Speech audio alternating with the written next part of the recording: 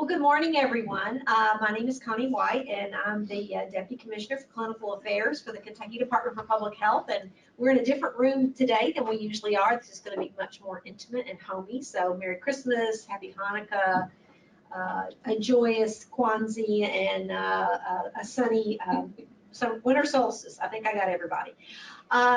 Thank you for coming to the very last public health nursing webinar of the year.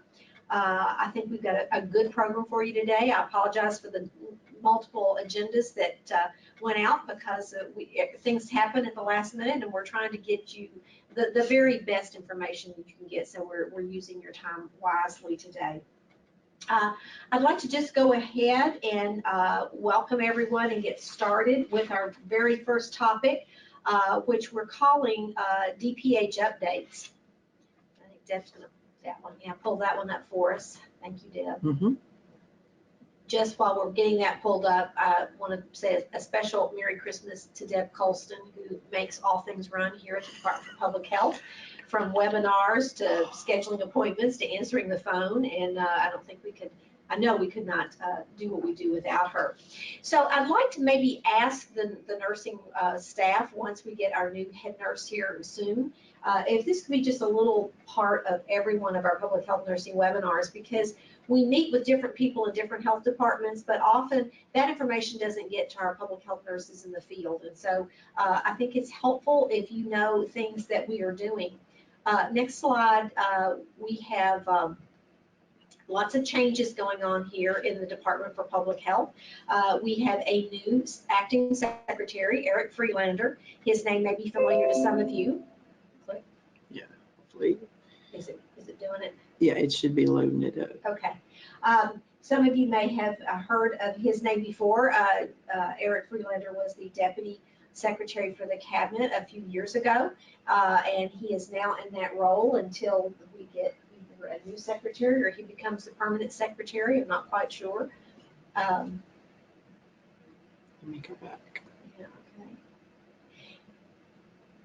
Okay, we got that one. try that one. Still not. It's not loading up. Okay, well, we'll just go on then. We also have a new commissioner. She is not brand new, Dr. Derringer. I was going to show you there. I was going to show you a picture of her, but Dr. Derringer joined us the first week of September.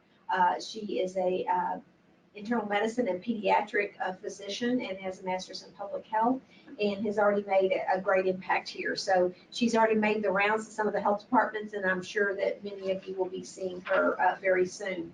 I'm going to go next to Trish Okeson, who is our other deputy commissioner. She's the deputy commissioner of operations. She's been with the department since 25 years. 25 years. Okay, we won't say what year that was, but she has been around and she knows all things about operations. And I'm so thankful that she's here, because when people come in my office and ask a question, I say, that's a Trish question. So that's how all those people come to my office. I send them your way. Yes, I have a map. So we'll turn it over to Trish for some updates. So just a few quick updates. Dr. White mentioned recently that we do a lot of things here in the department, and we don't always communicate that out and understand that some of the nurse leaders and people at the health department have said, tell us what you guys are doing. The most important thing that happened a week or so ago was you've heard about public health transformation. For several months, some local health department representatives, DPH representatives, and a team of legislators have been working on drafting a bill that would put the infrastructure for public health transformation into statute. So in 10, 20, 30 years, we haven't morphed into something that's not sustainable again. So that bill number, it's a pre-filed bill. Representative Kim Mosher filed that bill, and she led the team to develop it. It's BR 269. So you can look that up on the legislative webpage, which is, they've changed it now. I think it's legislature.ky.gov. And if you go under bills and then pre-filed bills for 2020, you can look it up that way. And I gave that incorrectly on the slide. Yeah. So it is BR, not HB. So just interesting, this is your civics lessons for the day. It's a BR. Yeah. Okay. HRBR. BR. Oh, Not shoot, HR. sorry.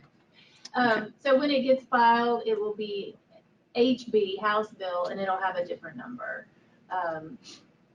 It's very confusing to follow a pre-file bill into a session, but we expect that the real bill to be filed early in the session.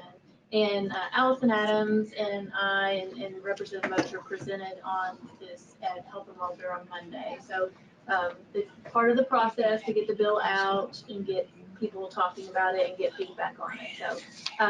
So that's been ongoing, and we still have a ways to go, but we feel like we're on track. A couple of other things that we are doing here. We have several capital projects, and for us, a capital project means we had to request money to a fairly large amount of money to do some type of project. So we have 3 of those ongoing. One is for a new financial system here in public health. So that we'll have to do an RFP, a request for proposal for that, and we're working on developing that at this time. We have 2 capital projects for vital statistics to digitize our records. So the first project is going to look at our records from now going backwards, and how do we make those electronic so they're searchable, they're more secure. We'll have backups of those. Right now, all of our records are hard copy, and they're down in a vault, and any type of flood, which we'll talk about in a minute, could destroy those records. And so we're really looking for a solution that we can make those more secure and make sure that they're safe. So the first project goes backwards, and we're going to go back and do historic records and digitize those, make them searchable. And then in the future, hopefully very soon, we're going to look at systems where we will be collecting that information electronically and no longer on paper. So that'll improve the security of the records greatly. The next thing on the list is accreditation. So we are scheduled for FAB to come in on January 8th and 9th and do our accreditation site visit.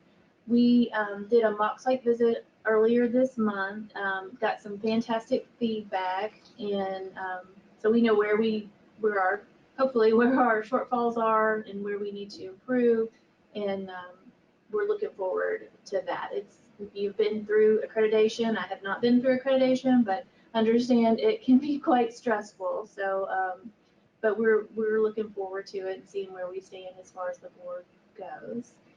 The last thing on the list there, and Emily can attest to this, I just wanted to ask for patience and thank you for your patience so far. In November, and I don't remember the date, we came in to the building and we had a water line break on the 2nd floor in the ceiling, right in Emily's area, in TB. So the water then went down through the floor onto the 1st floor and then into the basement, which is not our area, but it was significant water damage, and we are still out of that building. So we've got people displaced. Fascinating, we just had another cabinet move out of a floor on a Wednesday, and we used that space on Friday to put our people in. I don't know where we would have moved them if we hadn't had that space available. But so our folks are displaced. I think they're settling in, but it's not home. And they still have to come back and get things that they thought they wouldn't need, like a yellow fever book. But that's TB, immunizations, reportable disease, and then in public health preparedness, it's public health safety branch is displaced. Is that all? Yeah, corrections is in the basement and they're displaced. And our epi division office is out. So if you're having trouble reaching those folks, or they're, seem a little scattered, that's why. So, do you have anything you want to? No, just that it was very fortunate that we did have a place to go that very week. I mean, and we're nesting, we're trying to make silver linings during that flood time, but we've bonded, and it's really cross those division lines in communication, strengthening all of that communication. So it's been challenging at times, but we're public health. That's what we do. We rise to the occasion, don't we? Yeah, it We're has always been, ready. it has been amazing. The team just packed up their stuff and went over and started working. I think they moved on was it Monday morning? And by noon, their computers were up, thanks to support from our IT team and our facilities folks. But by noon, they were working again. It was amazing. So thank you all for your resilience.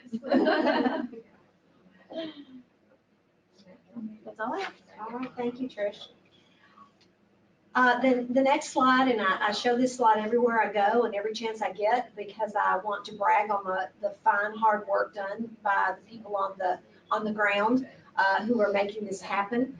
Kentucky is now the first in the nation for having the largest number of syringe service programs in the country. We passed New Mexico a few weeks ago. They have 64 SSPs.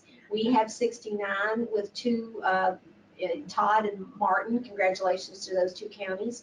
I'm sorry, Todd just opened December 1st, but Logan and Martin are still making their plans to be opening soon. So it's unfortunate that we need this many SSPs, but with the burden of the problem that we have, we do. We need more, and we continue to applaud and offer support in any way that we can to the other counties that are working on this.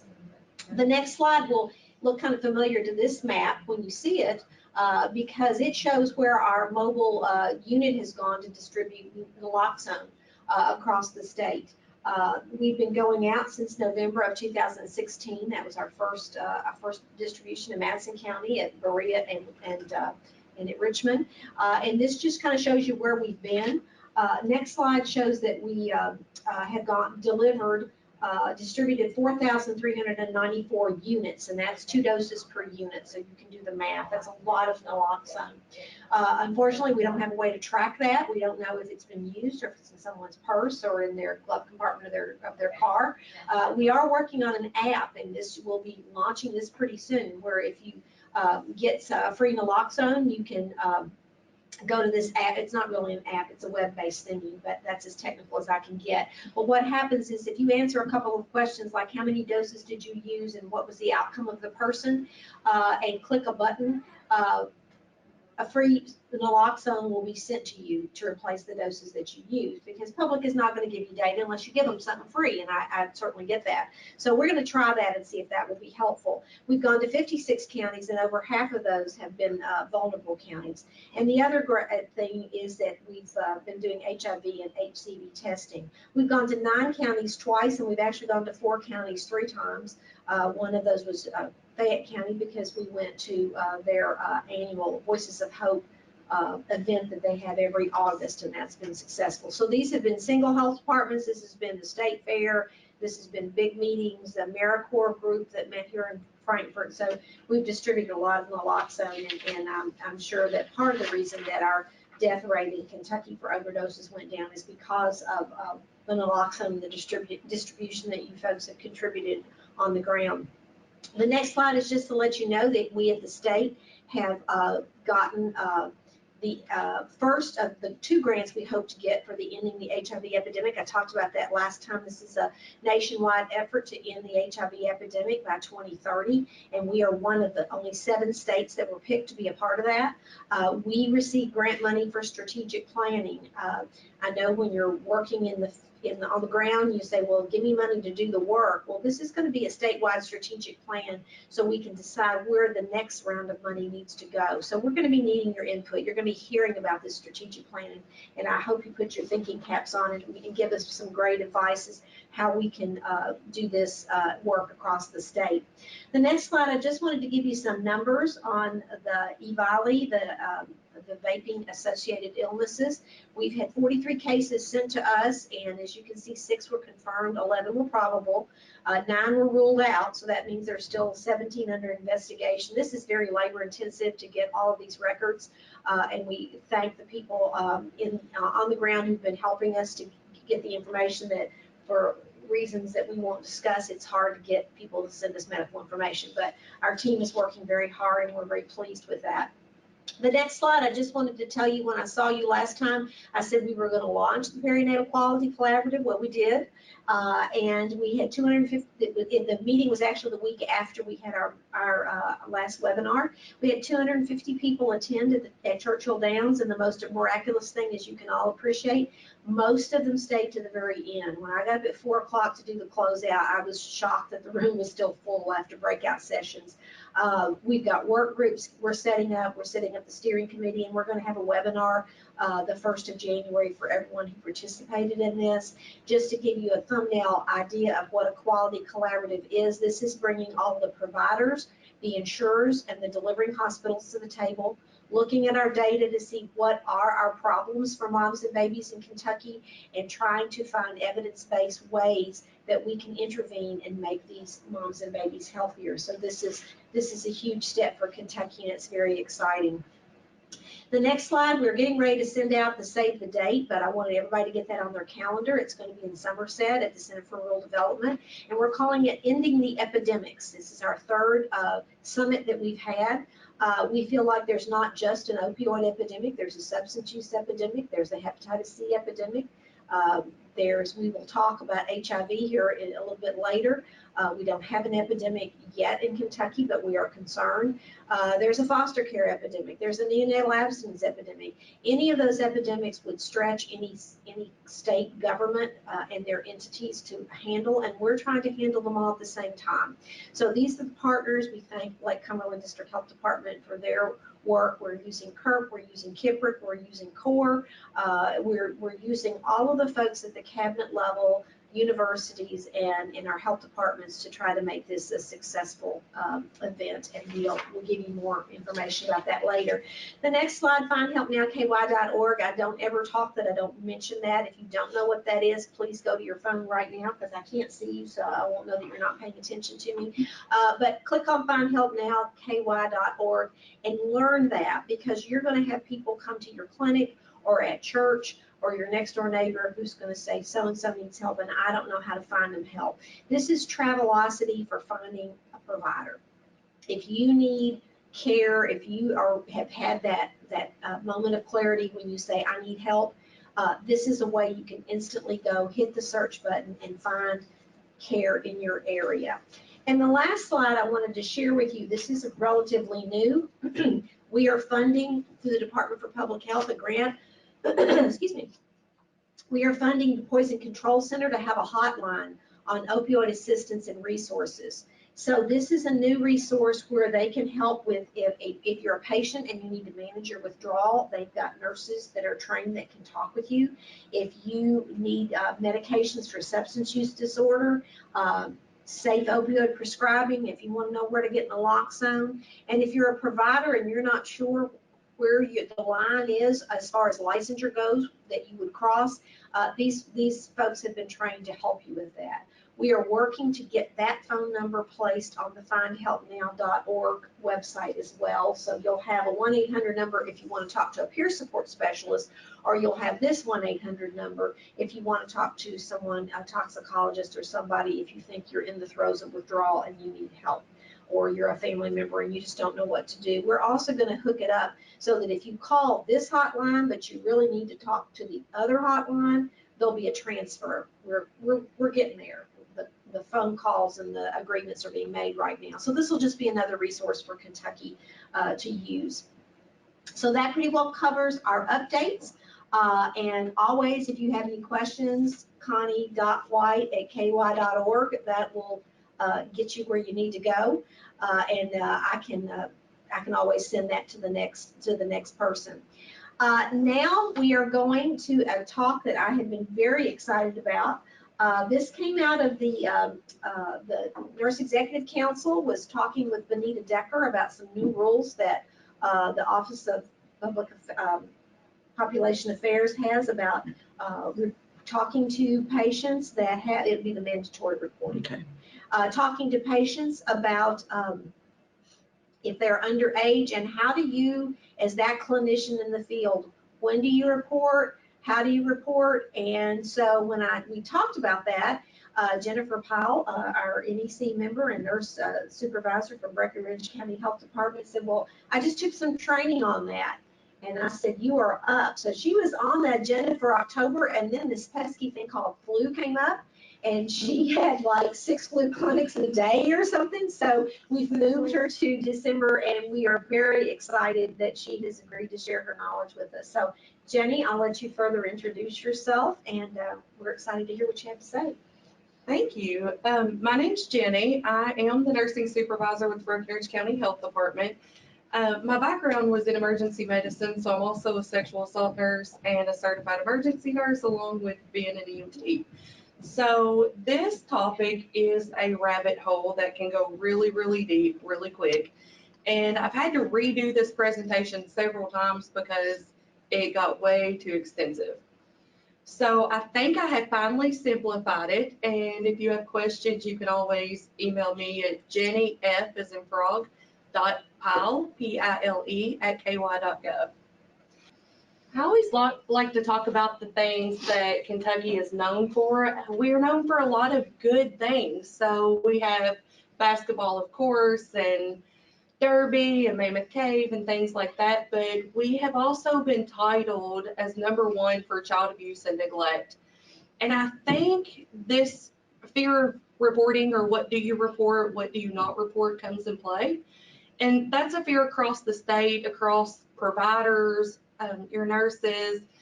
It's just a scary topic. So the first thing I want to tell you is that it is not your job to investigate, it is just your job to report. If you have a suspicion, we're going to go over what you are to report. All of your normal mandatory reporting stays in place.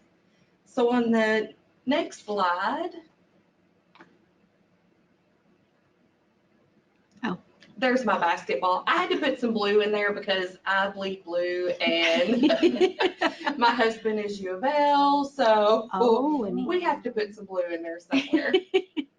So this is actually a brochure and some information that you can get online, and I have those links at the end of the presentation. But people think of trafficking and anything that goes along with sexual assault and sexual abuse to be something that happens other places. They think it's a foreign issue because the news always portrays the massage parlors and bringing women and men from other countries, bringing children from other countries, but it's not. It is a problem right here. If you ever get the chance to hear Allison Taylor speak, she is amazing. And I had the opportunity to go to a wonderful conference in Owensboro, and by far one of the best conferences I had been to as far as trafficking and abuse goes. So in Kentucky, 59% of all human trafficking victims are children. So you can imagine why we are #1 for abuse and neglect. This is a reality. We start getting into legal versus illegal and mandatory reporting, how those go together. So the best vision came to me from a lady with Silverleaf in Elizabethtown. Her name is Emily. And she said, imagine if someone broke into your house. The act itself is illegal, but you are not required to report that. If you choose not to report that someone broke in your house, that is your right. So while the act is illegal, you have the right as the victim to not report that. So if you can get that in your mind, I think mandatory reporting will become a little easier for you to understand. All right. So just some tidbits. 16 years old is the age of consent for sex in Kentucky. Under the age of 16 cannot consent. So keep that in your mind. Vulnerable adults, there is a whole slew of things that goes with vulnerable adults. Those are people who have intellectual or physical disabilities that hinder their ability to make the decision or to protect themselves against sex. And I can send out the big, long definition. But what I always tell people with vulnerable adults is if they are people who cannot take care of themselves, use your clinical judgment. If you have that inkling that you need to report, then you should report, because again, It's not your job to investigate. It is just your job to report. And of course, any suspicion for human trafficking, whether it be labor or sex trafficking, is to be reported immediately, and that is any suspicion. The next one. So there are two slides that look almost identical, this one and the next one, and we'll go into a little more detail on the next one, but I've broke it down into 3 categories. So under 16 years old, again, those are the people who cannot consent in the state of Kentucky. If they are under 16 with a person 21 years old or older, it must be reported. And that's why Benita has talked about the changes that are coming on the forms. We're going to ask the age of the partner. You must report to Child Protective Services, DCPS. You must report to county attorney or the Commonwealth attorney, and you must report to police. Those are the criteria under 16 years old. Because 16 is the age to consent in the state of Kentucky, then those folks can consent to sex. So while this is where the illegal part comes in, while 16 and 17-year-olds, it may be illegal because they are minors, but it's not a mandatory reporting.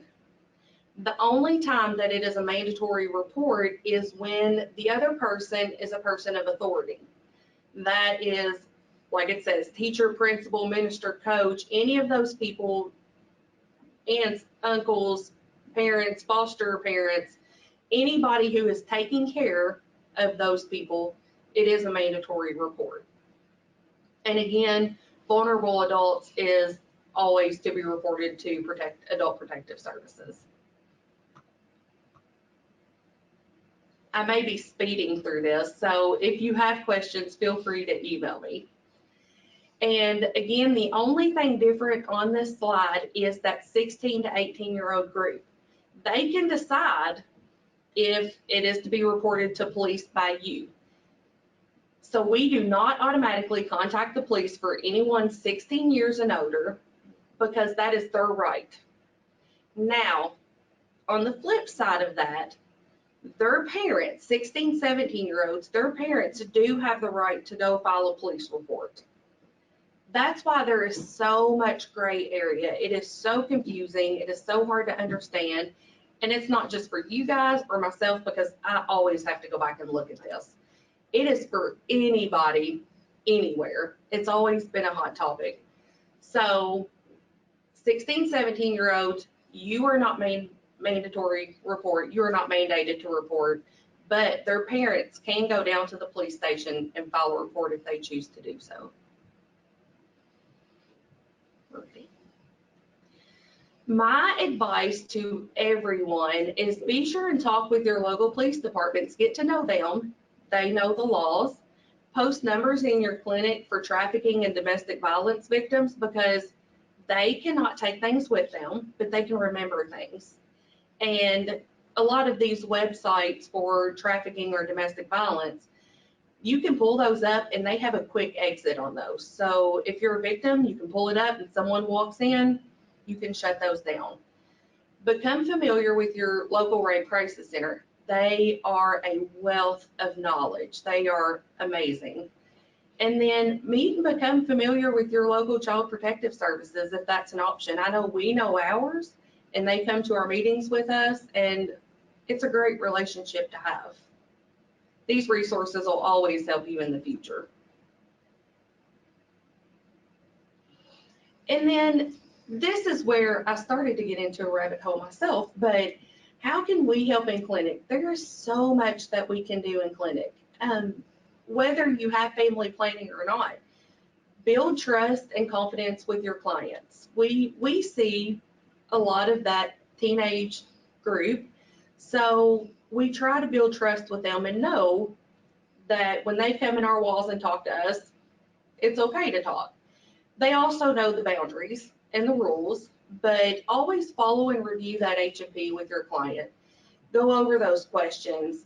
Slow down during the sexual behavior questions and really get to talk to them. I know that it takes time, and time's not something that we have a lot of, but you will finally get a routine down on how to do that. question about their number of partners. That increases their risk. And notice who is with them and notice how those people behave around those other people, because that is going to clue you into a lot of what's going on. Hindsight is 2020. I can tell you, in the past, I can tell you the ones that I've run into that I missed because of lack of knowledge. These different coercion and trafficking people, I guess, it's disheartening, but I can tell you that I have missed them and you have too. And this is why we're going to learn and get better at this together. And then there's some sources and resources. Again, be sure to get a hold of me. You can email me, get a hold of your local Red Crisis Center, and they will be able to give you lots more information. So I hope this helps. Okay, let's see if we can do questions. And we need Deb to come back here and show me which button I need to push for And questions. if I don't have the answer, I will find the answer. When I first started working for the Department of Public Health, I was the division director for women's health. And we had just started talking about this, and that was 10 years ago. And there was a patient who had tattoos all over her, and it was her boyfriend's name. And I mean, they were everywhere, and the nurse was just appalled. And she finally one day said, he's so special, you just got his name all over you. And she says, oh, because she had a new one on her breast, his name. And she says, well, when I misbehave, he holds me down and tattoos me. So this woman's bias of a woman covered in tattoos as being a bad thing, and she didn't even, like you said, she didn't see that. Right. Is how he controlled her. And within that day, they got her out of his home, and he was behind bars. Yes. And it was the health department nurses. They took pictures. This is really before cell phones were big, but they got a camera. They took pictures. They had the evidence. They stayed with her, and one of the nurses stayed with her through the whole time. I mean, through the court proceedings. I mean, this was the only person that even had ever asked her how she was doing. And it was very eye-opening to me. Okay, Randy asked the question back up on the naloxone.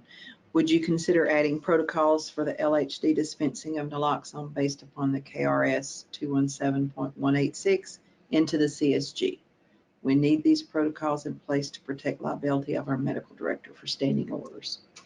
Well, I know in the CSG we have an addendum on naloxone, but I have no problem with developing that. And so maybe, Randy, you and I can talk to be sure that before I start working on it, that we meet what your needs are, to be sure that you feel like that there's protection for your medical directors. But I think Linwood Stranecki, who is our new opioid risk harm reduction person here in the commissioner's office, he and I have talked about lots of different things that our different certain service programs could do to help each other out. Not requirement of things, but protocols and posting them and letting people know about those. So I think that's a great idea, and we're happy to do that, but let's have a conversation to be sure that I don't go down a rabbit hole in the wrong direction. And then will the slide presentations be made available? Yes, we are recording this webinar, and we will post the webinar link as well as this PowerPoints, so that those will be on the nursing office website.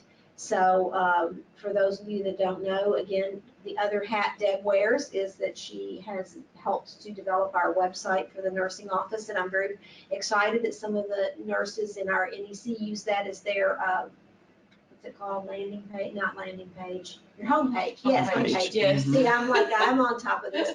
But their homepage is that, and so there's a lot of links. And so if there's something that should be on that homepage that would be helpful, so that will help you not have to search the website, because if you've ever tried to search the cabinet website, it is It is a challenge. That's the nicest word I could come up with. So anything that we need to put on that page that could link you to where you need to go, we are welcome to do that. So I apologize for not doing those questions before Jenny got started. Questions about her presentation, because I've got tons of them.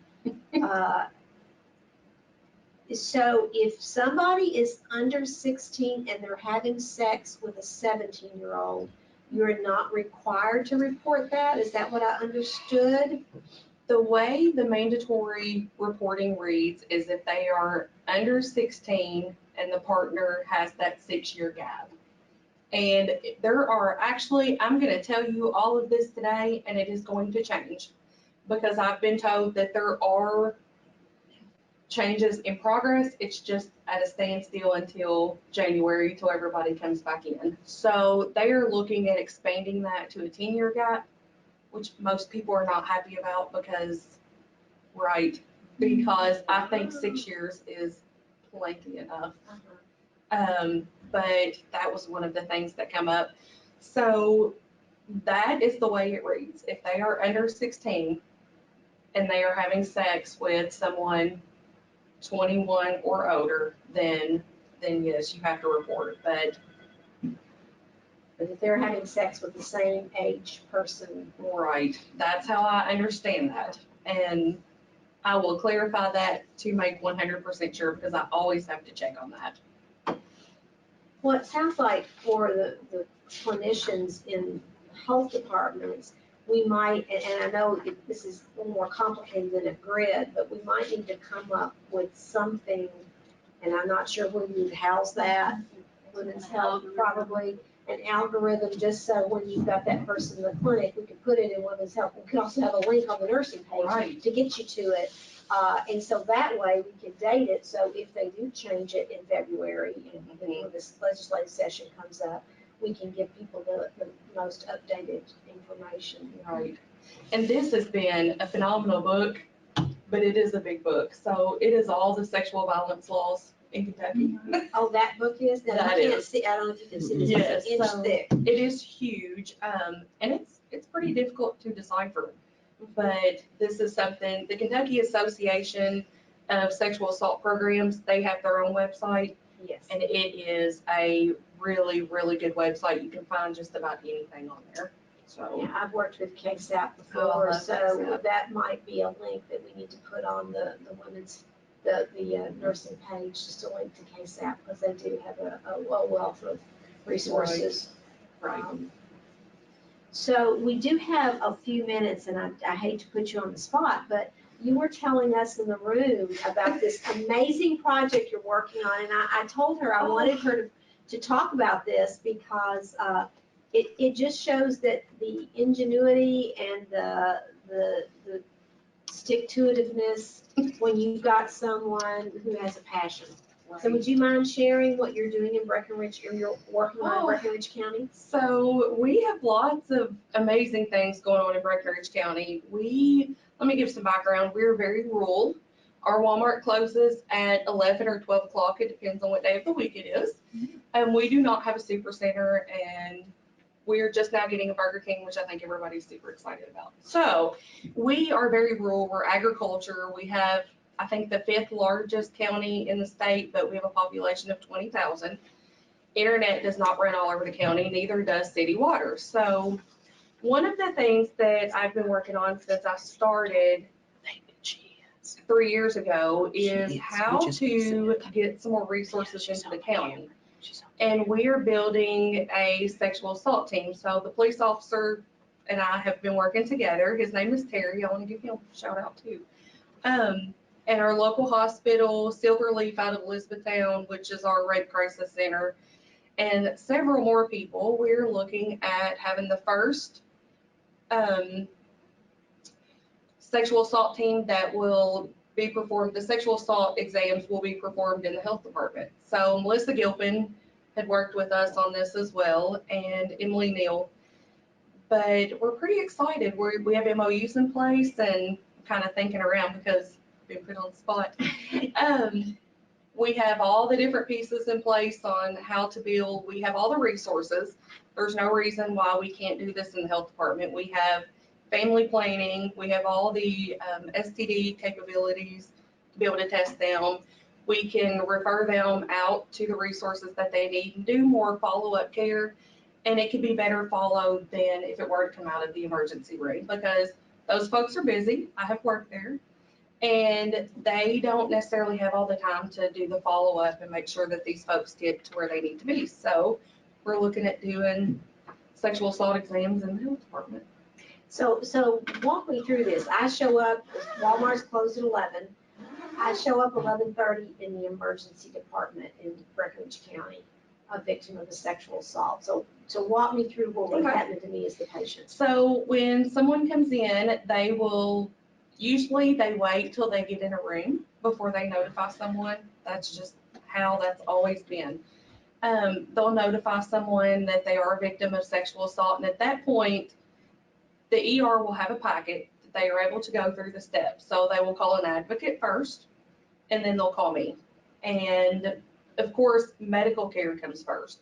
So any life-threatening, limb-threatening injuries, they will be addressed and taken care of. But if there are no injuries whatsoever, they've been examined, then they will be discharged with a medical clearance. I will take them and the advocate with me to the health department, and we'll do their exam there. So Silverleaf has donated some equipment, and And who is Silverleaf? they are the Rape Crisis Center out of Elizabethtown.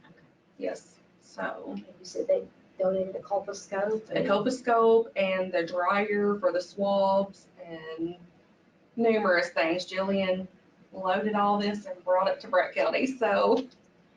And you said that the police officers will come, because if it's 11:30 at night, you're in the Yes. health department and it's closed, Yes. what do the police do? You don't always have to report those to police. That is a victim right. So again, back to that illegal crime, but they don't have to report that. But for security, he is going to make sure that we are safe and everything's okay. And he and I have worked together for many years on sexual assault cases. So he's always provided that protection just to make sure that we are safe, because of course our safety is first and foremost. And those folks that we can't take out of the emergency room for whatever disability reason, whatever the case may be, then in the MOU, it's stated that we can do those in there.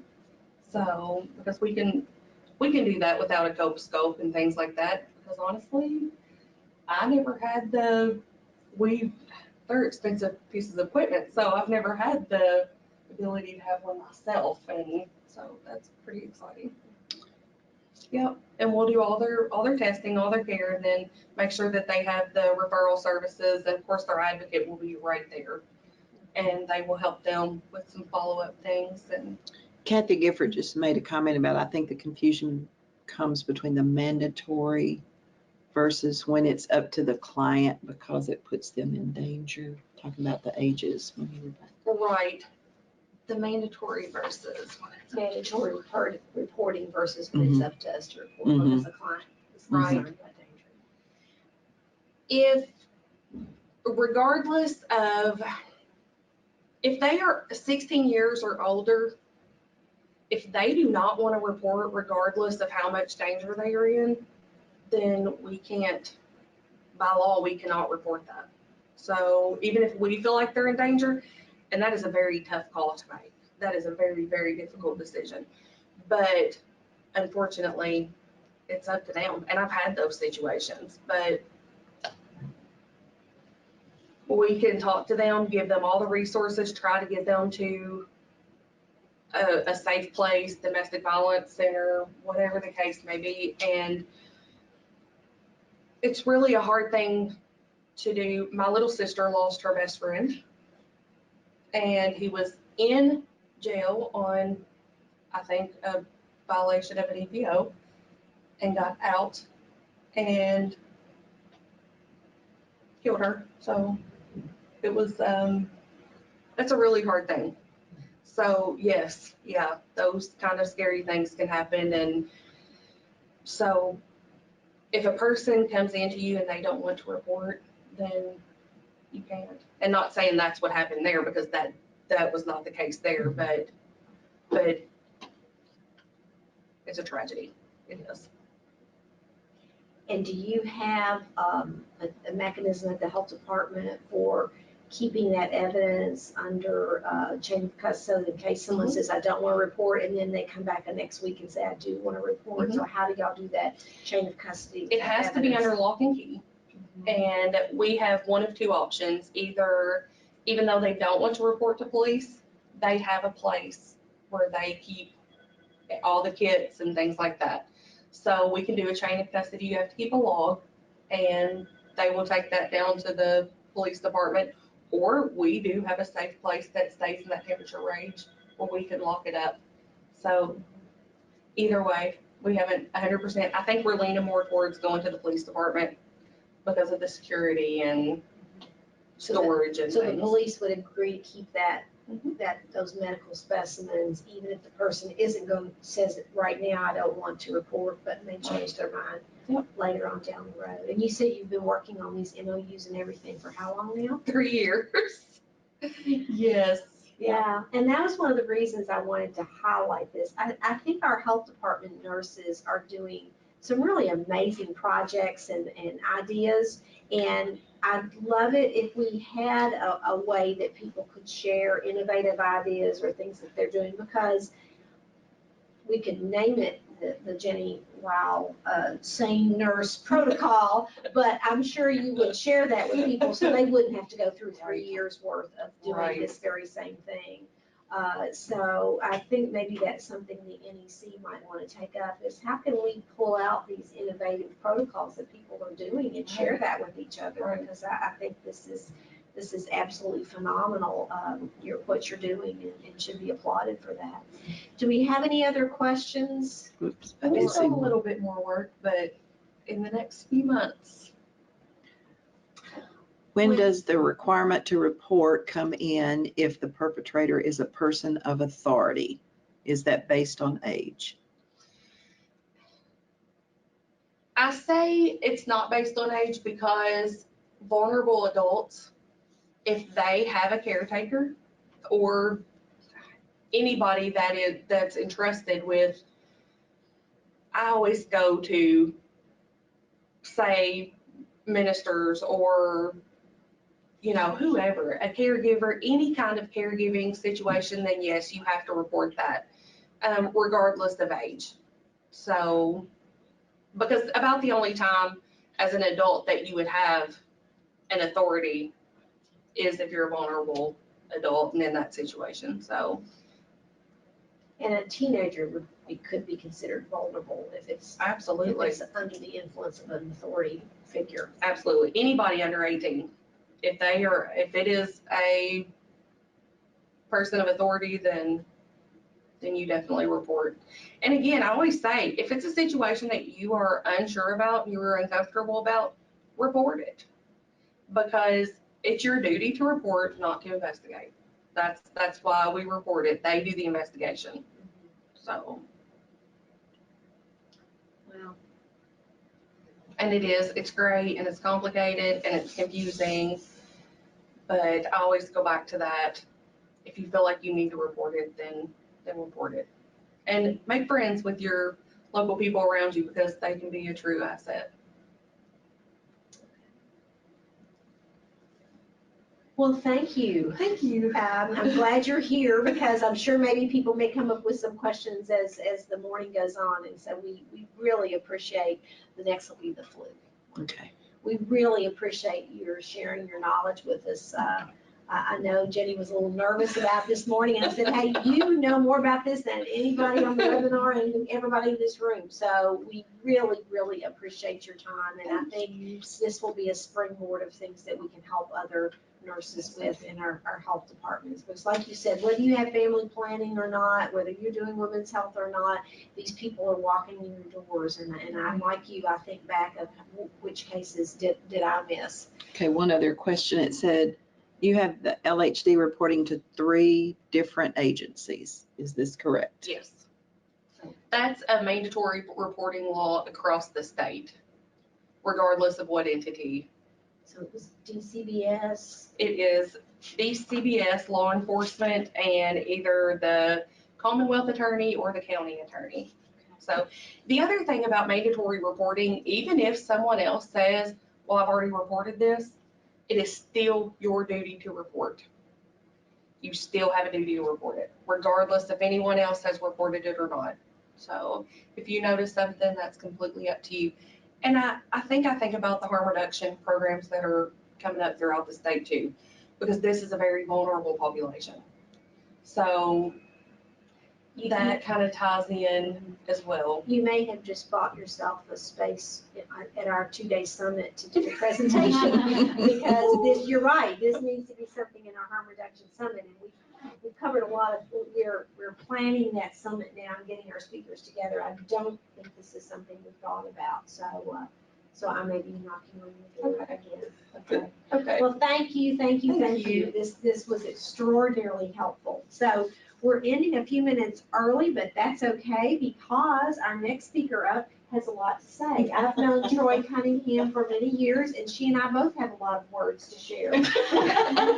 We're never short for words. Never, yes, never without things to say. And so as this new flu season comes along, I asked Troy to come and give you an update on where we are in this flu season. So the microphone is on the camera down there. Okay, So they aren't seeing you, they're seeing your slides right there. Okay, all right. Let me get down here.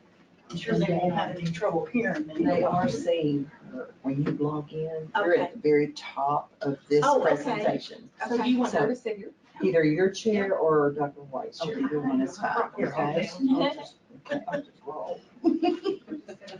Roll. Okay. Public health, Do you roll. want me That's right. to- Just tell me when to Okay. flip and off it. All righty. Well, good morning. My name is Troy Cunningham. I'm the State Flu Surveillance Coordinator. And this is going to be quick, but any questions that you have, my contact information will be on there. So our first slide, it gives us a flu update as to what we're seeing for the season. The week 49 report will be released this week.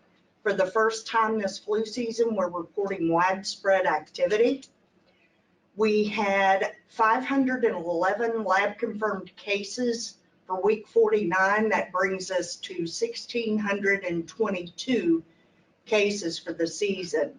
That is pretty much online for what we see in previous seasons, so nothing to be too concerned about. It's expected at this time of year.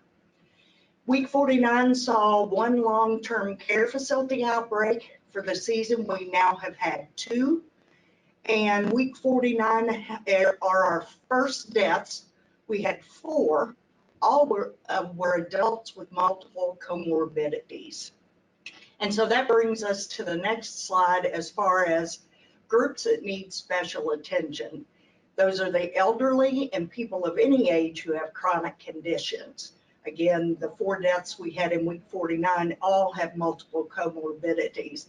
And there's some really interesting data that has been released by the CDC about how flu vaccine can actually help people with those chronic conditions and help them avoid really serious outcomes. So if we go to the next slide. Adults are 6 to 10 times more likely to suffer a heart attack within the first week after they've been diagnosed with flu. Adults were shown to be 8 times more likely to suffer a stroke in the first 3 days after having lab confirmed flu. And I had never known that, so that was. Well, we're all looking at each other. Yeah, that, I'm just. Yes, yes it is. We're on the cutting edge here, kids. Wow. So we, if you'll go to the next slide, you'll see how flu vaccine can actually help reduce the chance of having that heart attack within the first week. You can see different interventions that we have to try to help prevent heart attacks. You see smoking cessation at 32 to 43%, statins at 19 to 30%, antihypertensive drugs at 17 to 25%, and flu vaccine at 15 to 45%, a reduction in preventing that MI, the heart attack. And so it's interesting to see that it can actually be more effective in preventing the heart attack than quitting smoking. I just thought that was amazing. So another reason that our elderly and our people with chronic diseases need to get their flu vaccine. If we go to the next slide, we'll see how it affects people with diabetes. People with diabetes that have the flu are 3 times more likely to be hospitalized, 4 times the risk for being admitted to the ICU, and 2 times the risk of death associated with flu. And we'll see on the next slide how flu vaccine helps there. Flu vaccine reduces hospitalization and death in people with type 2 diabetes by reducing stroke risk by 30%, all causes of death by 24%, heart failure 22%, heart attack by 19%, and hospitalization and death relating to pneumonia or flu by 15%. So again, it is really, really important for people with chronic diseases to be vaccinated. We also encourage for the elderly for them to get the high dose flu vaccine. As we age, our immunity wanes. And so we've got to do a little bit extra work to kind of bump that immunity up. So the high dose flu vaccine actually has 4 times the power or the antigen that the regular flu vaccine does. So it kind of compensates for us older people in being able to prevent flu. With all flu vaccine, you even if you do get the flu, there are 4 different types of flu. Even if you do get the flu, it will reduce the time that you're ill and the severity. You might not feel like it, but had you had it normally, you would understand. Okay, and so the next slide is the references to this data. In case anybody wants to look at the studies, they are really impressive. So I do feel like that this, especially with us having 4 deaths for week 49, that this is a great time to emphasize how important it is for those with chronic conditions to receive their flu vaccination. The next slide is my contact information. And if you have any questions, please feel free to give me a call. That's what they pay me for. And does anybody have any questions? So this report comes out every Friday. Every right? Friday. Okay. It is posted to the influenza website, that's the DPH influenza website. It is also posted to the Kentucky Health Alerts page from the cabinet.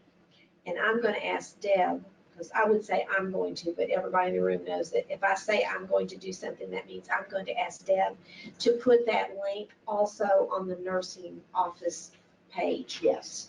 So that nurses can if it's like, oh, it's Friday, let me click on that and see what the latest information is. Yes. If you will send me that link, Yeah, then I'll get certainly. it, put it up. Certainly.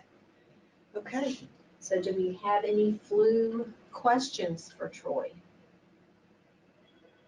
I will tell you, when people ask me, what's the effectiveness of the vaccine this year?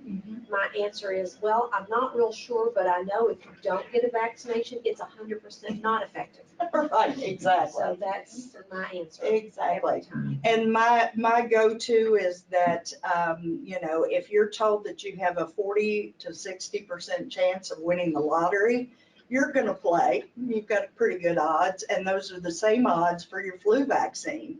40 to 60% is optimal, and so, buy the ticket, get your flu vaccine. That's a new media campaign. Yeah. Play the lottery, get your flu shot. I don't think that would probably get passed. Probably not. The secretary's office. Probably not. Anybody in the room have any questions? That was very helpful. Those are pieces of information I certainly had never heard before, so that was very helpful. Hopefully it'll help promote. Mhm. We want to keep those people safe. So get that weekly update. They've got a new and improved and very colorful new Report. report that is very easy to read, and you can just post that in your health department. So, Yes. okay. It does actually have how many cases for that week by county and also your cases season to date. So if somebody asks you how many cases you've had in your county, you can easily go to that and be able to answer that question. Thank you all. Great. I do have a question. So the reporting is for the PCR. What about all of these rapid flus that people are doing in offices? Because I know we don't have an accurate flu count Oh, no. at all. We are not even close Mhm. because we have lots of offices that do rapids Right. in house. So what do you recommend in a case like that? You can actually report rapid testing and it is very useful. It is not required by law. So, but if you can just give me a basic number of, we saw X number of positive rapids this week, that counts toward the ILI, which then in fact affects the weekly activity rate for your region. So it is very helpful. It is not mandatory, so we have a lot of Right. people that don't do it, but it gives us a better representation of what the activity is in the communities. Yeah. Because there are a lot of communities where no providers perform PCR testing. Because we don't look like we have very many flus, so let's just not get our flu shot type thing. I'm like, oh Exactly. no, it's way worse than this. Exactly. We've tried to make it internally mandatory. I would like to see that. That would be something we'd wanna discuss with the nurses and the local health departments and the regional EPIs, because they would be the ones that would have the responsibility of counting those. Right. But I know in Northern Kentucky, in Lexington, and in Louisville, they all put out their own flu report every week, and they do count those rapid tests. So when you look at their reports, their reports show cases way more than we do. And so it does make things very confusing, but I would love to see if anybody wants to do that voluntarily, I certainly welcome it. Mhm. So Alma Fink, and where is Alma? Alma, you need to add on so we're sure we know where you are, but they've reached out to the local primary care providers, Muhlenberg, thank you, Alma. I knew your name, but I couldn't put you in the location.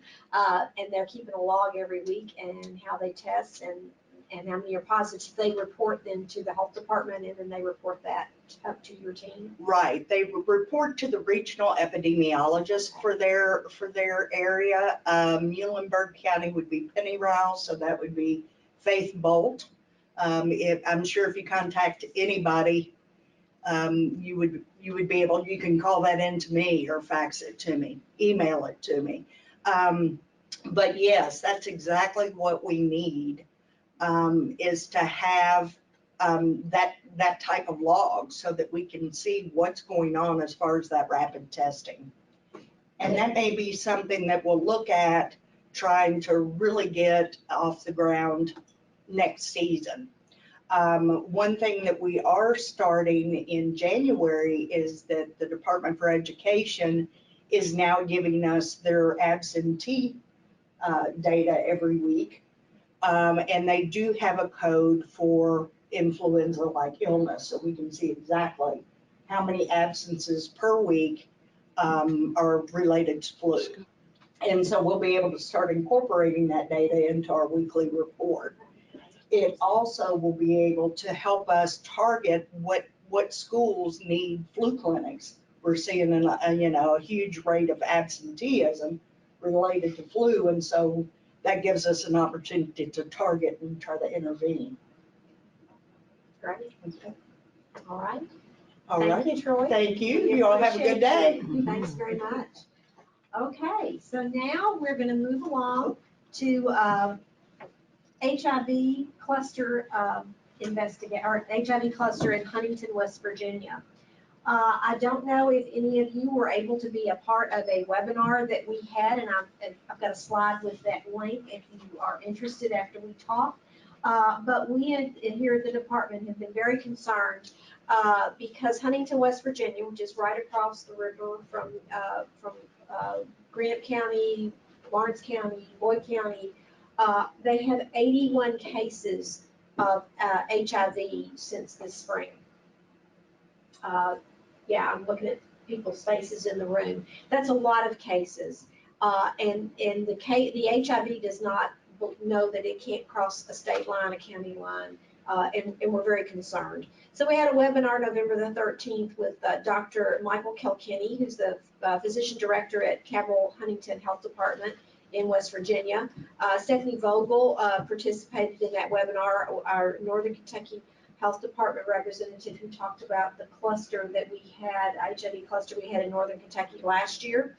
And we also had Dr. Tisha Johnson present on our infectious disease branch manager, presented on HIV data in Kentucky so far. And then Erin Crace, who's our nurse leader at Boyd County Health Department, Ashland Health Department, told us about a collaborative that the health department directors in Lawrence and Boyd County, I was going to remember this, Lawrence, County, Ohio, Cabell County, and another county in West Virginia. And they've just gotten some funding to do some on-the-ground collaboration between those health departments.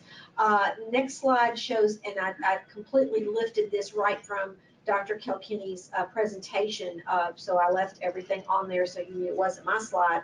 But so in the last 5 years, Cabell County has had an average of 8 cases a year of HIV, and with an average of 2 of those cases associated with infection drug use. And as I said, as of October the 30th of 2019, they've had 81 cases. 8 of them in the fourth, 18 cases identified in 8 of those in the fourth quarter, and then 63 cases identified in 2019. And he gives the breakdown, and they're very proud of that 0 cases in October. This has been a huge lift for this health department. He said that if you don't want to do anything, go to this link I'm going to give you for this webinar, because what he has to say was quite meaningful. And as he said at the end, I hope this will serve as an example to help other health departments know what they need to be doing. So whether you have a syringe service or program or not in your county, there are harm reduction things that you can do. And he did say, though, however, that sterile syringes are certainly the first line for prevention. And I think we would all in public health would agree with that. The thing that he wrote, that he said that I've written down and stuck on my computer at work for me to remember, is that a fully functioning harm reduction program can prevent 80% of excess HIV cases during an outbreak. I'm going to say that again. A fully functioning harm reduction program can prevent 80% of excess HIV cases in an outbreak. And if you decide to develop a harm reduction program after you've identified a cluster, only about 20 cases will be prevented. So 20% is good, but if you are ready with a fully functioning program, you can knock out 80% of cases that could develop. And he feels like they're kind of in the intermediate area, because they have had a syringe service program in Cabell County since 2015. However, this spring, before they knew they were having a cluster outbreak, their funding was cut in half. They had to restrict who they saw in their clinic. They only would see you if you lived in Cabell County. They only give 40 syringes a week to you. This is what they were doing unbeknownst in the middle of a cluster like this. So some of the things that he said that they have done is they have ramped up their testing. The Cabell County Huntington Health Department diagnosed 40% of those cluster cases. The rest were diagnosed by healthcare providers and different partners. They do now offer PrEP on site, and I bring that up because we'll talk about that a little bit later. They have an ID consultant there half a day a week. Their ID office that sends that consultant will offer next day appointments for cluster patients, which is awesome. They have a full-time Ryan White staff person that's in their clinic at all times to link people to services. And they are very proud that 85% of their clients have been linked to care. So they're proud of that with the resources they have. And interesting, he pointed out that the health department provides transportation to HIV and MAT appointments for their patients, which was something that I thought was quite innovative. The next slide I've stolen, and I used it last month, if you heard my presentation about the ending the HIV epidemic, that Kentucky is one of the participants in. But I love the infographic, and I love the 4 steps. You diagnose people as early as you can, and then when you diagnose, you rapidly get them into treatment so you can suppress those viral loads so they're not infectious.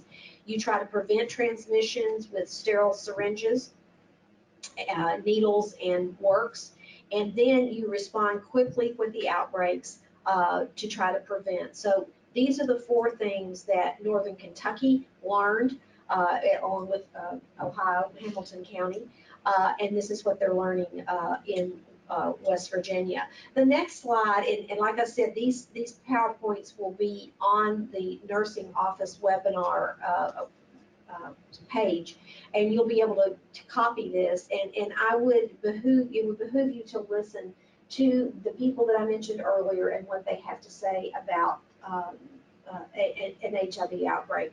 We felt this was such a successful webinar. We've gotten caught up in several different issues in December, but we're planning on having a monthly webinar starting in January, so that whatever Q&A we had at the end of our last webinar, there were several topics that people asked questions about. So we'll address those in the next webinar and the next webinar. My main goal, if I had to say there was a goal for this webinar, is I want to set people's hair on fire. This is Austin, Indiana, across the river.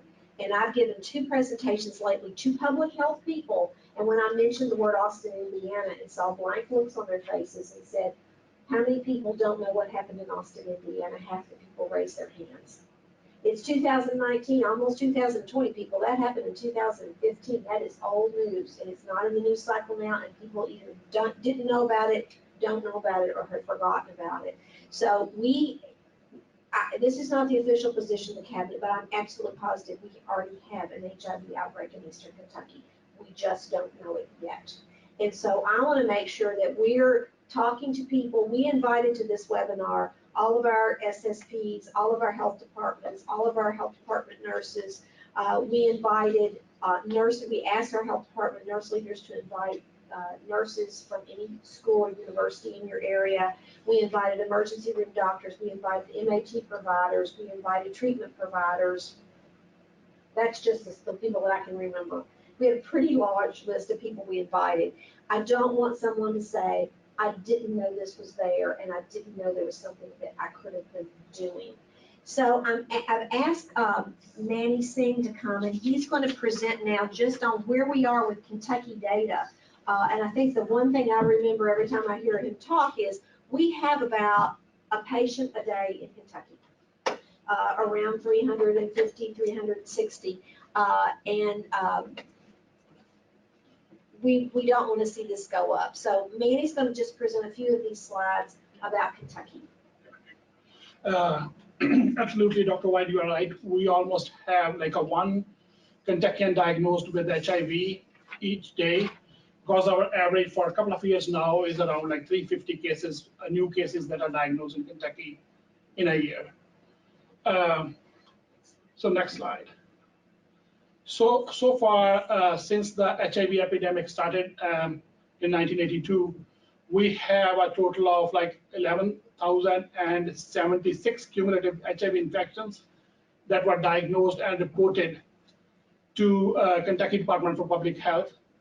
And most of those cases, and that is exactly to be 83%, that is 9,161 cases were reported among males.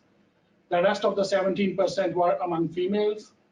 Approximately 2/3 of the cases that have been diagnosed have already progressed to AIDS. Most of the cases when they are diagnosed, they are in the 30 to 39 years of age category. This trend is changing a little bit for the last couple of years now. The new cases that are being diagnosed, they are in their 20 to 29 years of age category that we are seeing for the last like few years. So we are basically diagnosing more people when they are at the younger age. Most of the cases, if we're looking at the transmission category, they are diagnosed with MSM, that is men having sex with men, as a risk factor. and that constitutes about like 55% of the total cases. And if we are just looking at the male cases, they constitute 67% of the male cases. So far, in the last 10 years, that is from January 1st to 2009 to December 31st, 2018, if we are looking at the data as of today, it's 3,482 new HIV cases that are diagnosed in Kentucky. Next slide. This is a map that gives us like a overall view of looking at each county of the cumulative HIV diagnosis, the cases that had been diagnosed at the time of the county being represented as the county at the time of HIV diagnosis. So most of our infections, they are coming from the Louisville metro area, Lexington area, and Northern Kentucky. Almost like 50% of our new HIV cases are coming from Louisville metro area. About a quarter are coming from Lexington area, and almost like around 20% are coming from Northern Kentucky. Here, I just want to focus on one more thing. When we are looking at the outer counties away from the metro area, at this point, we are looking at fewer cases coming from those counties. But when we are looking at the rate of concurrent infections, that is somebody diagnosed with HIV and AIDS within 30 days, the rate is much more higher as we move away from the metro area. So that probably means that there are much more people who are in the outer areas that are undiagnosed, because people are coming in and getting tested really when they are probably more sick. That's why we are having like high rate of concurrent infections in the outer areas. Next slide. This slide shows how, for the last couple of years, there was an increase in IDU as a transmission category for HIV infections. And as we see this bar graph, it shows like in 2014, we had a total of 351 cases of HIV diagnosed that year, out of which just 22 were IDU as a risk factor. And this IDU cases include just IDU cases, as well as the combined category of MSM and IDU, that is men having sex with men, and infection drug use combined category, that is how like CDC divides it. So these are the combined cases. In 15, the total cases stayed almost the same, that is 341. And then the cases with IDU as a risk factor were 32. In 16, the total cases were 339, but IDU cases were 36. And that's where we saw a bigger jump in 2017. Even though the total cases were 361, out of those 82 cases were associated with IDU or MSM IDU as a risk factor. Similar was the case in 2018 when the total cases were 368, but 71 of those were associated with IDU as a risk factor. So we have seen like as a percentage in 2014, IDU was risk factor in 6.3% of the cases, rising to like 22% of all cases in 2017. Next slide. This is a map that shows our, probably like as everybody has heard, like CDC did a study in 2015 after that Austin, Indiana outbreak, where they came up with the 220 counties that are most vulnerable in the United States for the risk of HIV and Hep C outbreak. And out of those 220 counties, 54 counties that constitutes like around 25%, a quarter of those counties are in Kentucky. And CDC has already mentioned that it's not like a local problem, but it's like more a regional problem. Kentucky has done a wonderful job of setting up the SSPs. We are the topmost state in the nation with 71 SSPs as of today that are approved and open, I think. Next slide. This bar graph shows what happened in Northern Kentucky. We are even right now in responding to that cluster outbreak in Northern Kentucky that was shared with Ohio across the border, Hamilton County, Ohio. So normally the number of cases in Northern Kentucky was around, as we see in 2014, the number of cases with IDU as a risk factor was 2. In 15, the number was 4. In 16, the number was 6. But in 2017, out of 46 total cases, 22 were IDU as a risk factor. And that constitutes like more than 50% of the cases, almost 50%. In 2018, the total cases were 47, but out of those, 29 were IDU as a risk factor, and that constitutes around like much more higher than even like 50%. As of today, this year, we have so far diagnosed 31 cases in Northern Kentucky area, out of which 18 are associated with IDU as a risk factor. So we have seen like abrupt kind of like, as Dr. White said, Austin, Indiana kind of picture that happened in Northern Kentucky. And that may be actually happening, so that is our biggest fear, that there's something maybe going on in other areas which we are not aware of. Especially, I'd like to mention Eastern Kentucky, where we have checked our database, and so far, that is the area where we are receiving like minimum number of cases at this point.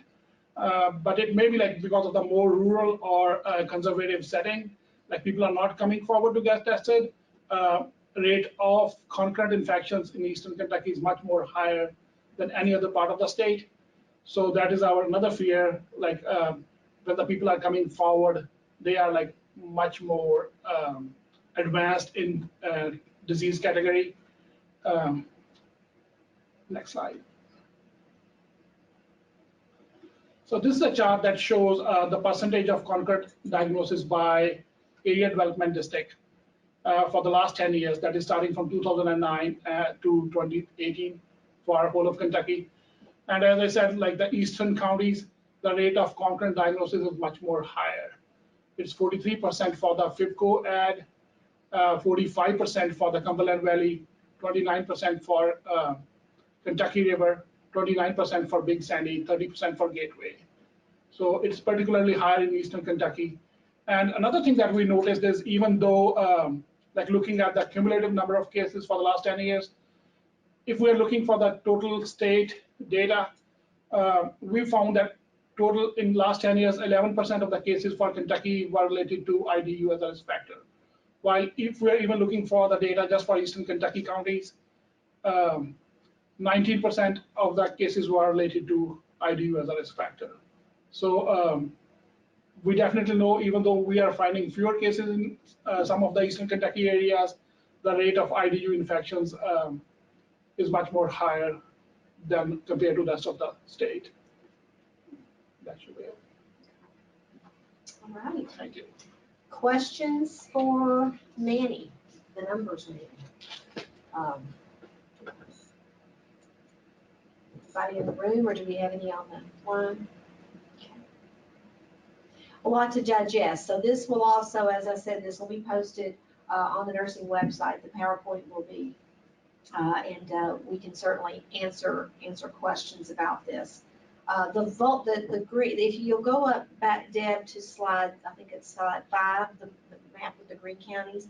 Just to let you know, Kentucky is just about finished doing a vulnerability index for the state of Kentucky.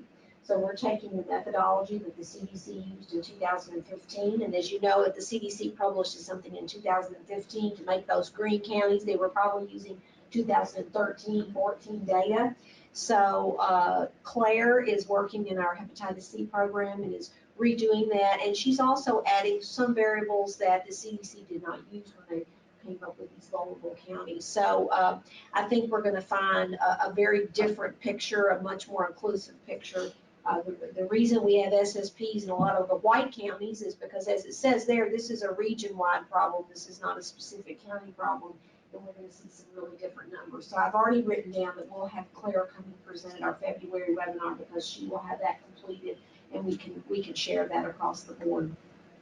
Okay, the next person that we've brought in today, and I don't believe Bob has a PowerPoint. Is that correct? Okay, so I'm going to let Bob set where Manny is, because that will put him on camera. Bob Ford is our HIV surveillance coordinator here at the Department for Public Health, and he came and spoke to our Nurse Executive Council a few weeks ago, and I got such good reports back from them. I thought he would be worth spending 15 minutes with Bob because, again, my hair is on fire, and I want the nurses in our health departments to start to practice and be comfortable with, yes, your HIV test is positive. Then what do you do? And Bob has a wealth of experience and knowledge and skill with this. So Bob? Well, thank you, Dr. White, and thank you for your kind words. A little bit of history. I have been in HIV field, in the HIV field for probably approaching 30 years. Northern Kentucky, I was the prevention person there and did HIV testing for them and worked with the nurses consistently, and have always been excited to work with the nurses there. They're a great group of people. My experiences, I've given a lot of positive HIV tests. I've given some indeterminate tests. I've told people that they're negative and tried to encourage them to make choices to reduce their risk. The exciting thing today is we have PrEP. You've probably heard about it. It's a pill a person can take who is at risk of acquiring HIV to stop the infection. On the way into work today, I heard 2 different advertisements for the new Ready, Set, PrEP program that the NHS Health and Human Services, HRSA, is putting out. So PrEP is becoming more available. It's not easily accessible, but it really is for folks who might be at risk of acquiring HIV. And it works. And the medication is pretty easy to take. It's 1 pill once a day. But like with condoms or any other preventative treatment, medication, or protocol, it's got to be taken in order to be effective. We have case managers across the state to help people who are HIV infected get the treatment and care that they need. And that would include transportation, access and enrollment into insurance, full coverage insurance. They can get their medication shipped to their home and to another safe facility to where they can pick them up. We have linkage to care navigators who will help people who are newly diagnosed to get into treatment and care. And they will also, the linkage navigators will also go out and find somebody who is fallen out of care per our evidence and engage them and try to bring them back into care. We know today without any doubt that a person who is on treatment, who are taking their meds on a daily basis, cannot transmit this virus to anybody else. That includes their sexual partners, and there's what the studies suggest is about 75% reduction of risk for needle sharing partners of somebody who's HIV positive who is on successful treatment. That's the undetectable viral load that we hear about a lot. If the person's undetectable, they're not going to transmit. Our DIS, disease intervention specialist, any new case that we get in surveillance, we will transfer that case. Once we've determined that it's a new case, first time reported to us, we will transfer that case to our STD department to do disease intervention. That means somebody from the state of Kentucky or the person who is assigned to that county will reach out to that person and say, hey, we can help you reach out to your partners to get them connected to HIV treatment and care, or to get them tested to find out what their status is. We have a lot of things available for you. What questions do you have? It's scary to give an HIV test result. We understand that. Well, I think the analogy you and I talked about is every nurse in the health department, as you said, has told a 14-year-old. You're HIV positive. Yeah, that can happen. But you're pregnant, and that person has already told you, if I go home and tell my daddy or my mom that I'm pregnant, they're going to kill me. We need to understand that that is a life-changing experience, and you've already done that. You've already told somebody, oh, we did the scan and we found a knot on your breast and we need to get that checked out. You've given this same kind of information. If we put it in perspective, we want to get away from the stigma of HIV and understand that HIV is now, and has been for many years, it's part of our practice. It needs to be part of our practice. If you've told somebody there's a lump, if you said we can get you into treatment and care, if you've given somebody a positive pregnancy test when they did not want to be pregnant, it's along those same lines. We have to step away from stigma and realize that we have very excellent and successful treatment protocols for HIV. We have programs in place to get people enrolled in HIV treatment and care. If we can diagnose early, we can get those folks, we can stop the progression of disease to where they will never have to be diagnosed with AIDS. We can reduce that concurrent diagnoses rate dramatically. That also reduces the window of where people can be infectious and can pass the virus on, so we can reduce new infections in that same strategy. A positive HIV test, if you get it, it's scary. We have treatments, we have protocols, we have people who will help you move that person into treatment and care. And you can arguably, I've seen evidence that says finding an HIV positive person, getting them into treatment and care can reduce new infections by anywhere from 5 to 10 cases. Wow. And that was I saw that evidence a while back, so I couldn't direct you to the link to tell you where that is. But it also depends on the person. How many people are they having sex with? If they are, maybe this person's coming in because they have one partner and that one partner told them something that made them scared. So they came into you to find out what's going on and the test came back reactive. It might be somebody who's using needles and sharing needles with a bunch of people. So that number, the number of partners goes up. When is the next HIV counseling training for new nurses? That would be the fundamentals of prevention counseling training, and I've done a few of those with you all, and you all are always good audiences. I do not know. I'm in surveillance. That would be a prevention question, but I can ask Mark and Jamie when that is, and we can share that with you. We'll share that with our nurse leaders. I can't tell you how many times I've told people that their pap smear is abnormal. And I kind of, it's like that commercial on television where they tell the woman she has breast cancer and then you hear the ocean and you can tell there's someone talking, but all she hears is the ocean. So they won't remember everything you said, but they'll remember how you said it. We've already had a test case where one of our nurse leaders called me and said, one of my nurses had a positive HIV test for a patient and she called me crying. Now that's good that she's compassionate, but we can't cry in front of the patients. But I think people do that because if you're as old as I am, you remember when HIV started and this was a death sentence. This is not a death sentence anymore if we diagnose, get people into treatment so their disease does not progress. And I think that's what we have to keep telling our patients. You can go home and cry if you want to, Right. But being sure that you can pass this person the right information they need. So I just wrote down, I have another job for Deb. But I want to put on our nurse webpage a link to that resource page that you shared with the nurse executive council on who your regional HIV coordinator is. Yeah. So that again, you're not searching HIV coordinator CHFS plus DPH plus please help me or I'm going to lose my mind. Right. You can just go right to the nursing webpage and we'll have that link available. So if you can get that link to Deb, we can add that to the nursing page. We can do that. And I think, Dr. White, you make a really good point. Many years ago, somebody said HIV, it was a death sentence, there were no treatments, and it was just simply, we'll take care of your illnesses as they occur. When we have folks who have concurrent infections, we need to realize that if we can diagnose them before they ever get sick, they don't ever have to get sick with HIV-associated diseases. They still might get cancer, they still might fall down and break their leg, they still might become addicted to something, but they don't have to get sick with AIDS-related conditions. They don't ever have to be diagnosed with AIDS if we get them into treatment and care and keep them sustained in treatment and care. The flip of that, though, is if you as a provider, with all the information that you have and the new information that we know about HIV, is still concerned about HIV and it's a death sentence, our consumers are feeling the same thing. And I can tell you from doing testing and giving and saying to that person, you're HIV positive, and watching their eyes glaze over and having them just stop, they don't hear a whole lot after that.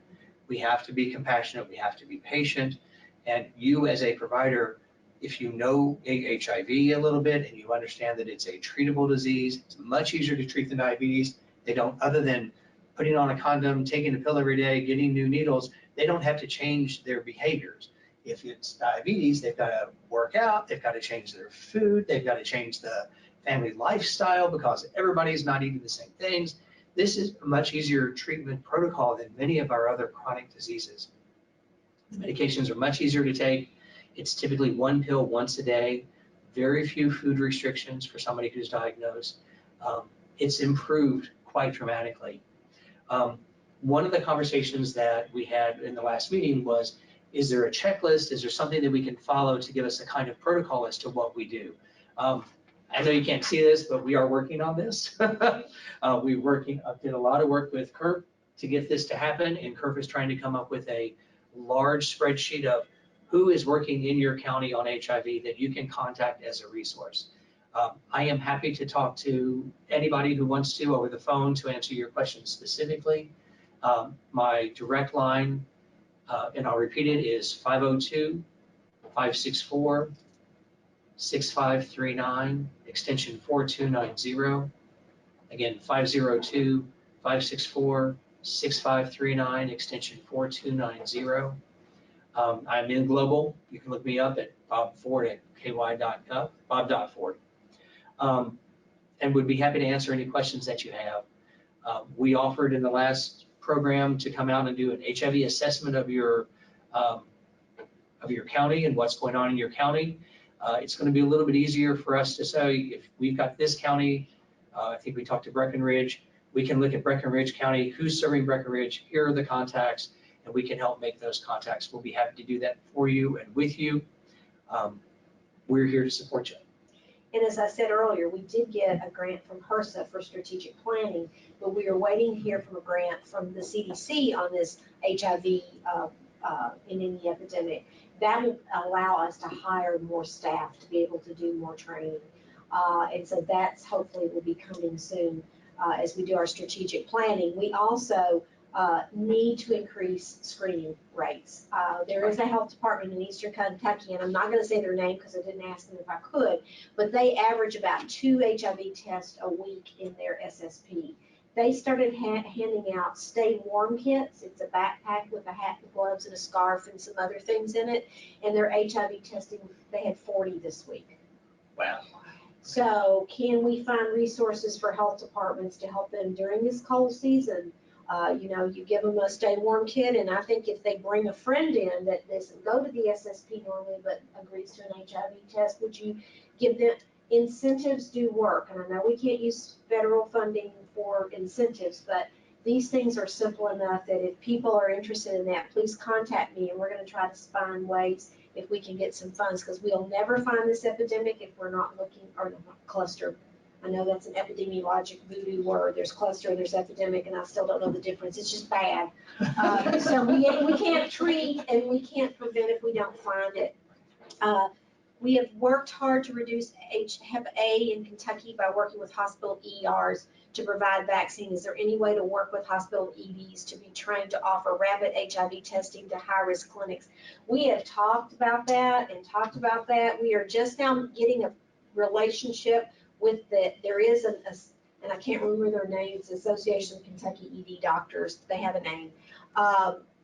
ED doctors and ED staff, for those of you who have worked in an ED, and you have before, Jenny, I know this is a rapid test, but getting them trained to do that, we're thinking about trying to find some hospitals to do that, and I think that's a terrific idea. The thing that has changed in Kentucky since this last legislative session, which I can't thank our legislators enough, they changed the law that if I'm the ED doctor and I test Bob and he's got a positive test, the old law said that I was personally responsible for tracking him down and counseling him on that.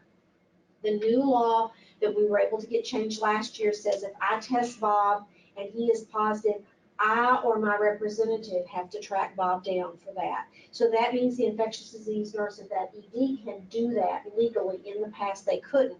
So a lot of hospital legal teams told ED docs, don't do any HIV testing because you're going to get us in legal trouble. So you've got people coming in with abscesses from shooting up or with drug overdoses that were not getting checked for HIV or Hep C. So we are really trying to do an education campaign to ED docs and their other providers so that they know that this is legal now and really encourage that. Again, we can't fight something we can't see, and right now it's invisible. Some of our hospitals across the state have initiated HIV testing in the emergency rooms, emergency departments. I think University of Louisville and Norton, Norton, and Northern, CD. St. Elizabeth and Northern Kentucky all have various protocols that they're using. And often that will be, the patient presents and upon intake, they hit a few things that trigger a request for an HIV test. So those can be adopted. If you have a hospital that you're working with, we can refer you to those 3 primary hospitals to see what their protocols are like, and maybe your hospital can adopt that. We're still working those bugs out, but Yes. we're gonna share those protocols once people get them. Yeah. Yeah, but if you're interested, call Bob. Yeah, we'll try to figure something out. One of the ways to increase testing is if somebody shows up and they're saying they think they have gonorrhea or chlamydia or another STD, or they're concerned because a partner said blank, well, we do a whole screen of STD screens, and that includes HIV. We do this for everybody. That tends to normalize, and statistics and studies show that patients don't typically say no if you're saying we do this on everybody, because you're not questioning their orientation, you're not questioning their drug use, you're saying, oh, you're presenting with an STD, you can get this, this, this, and this, we do this. So we test for HIV as well.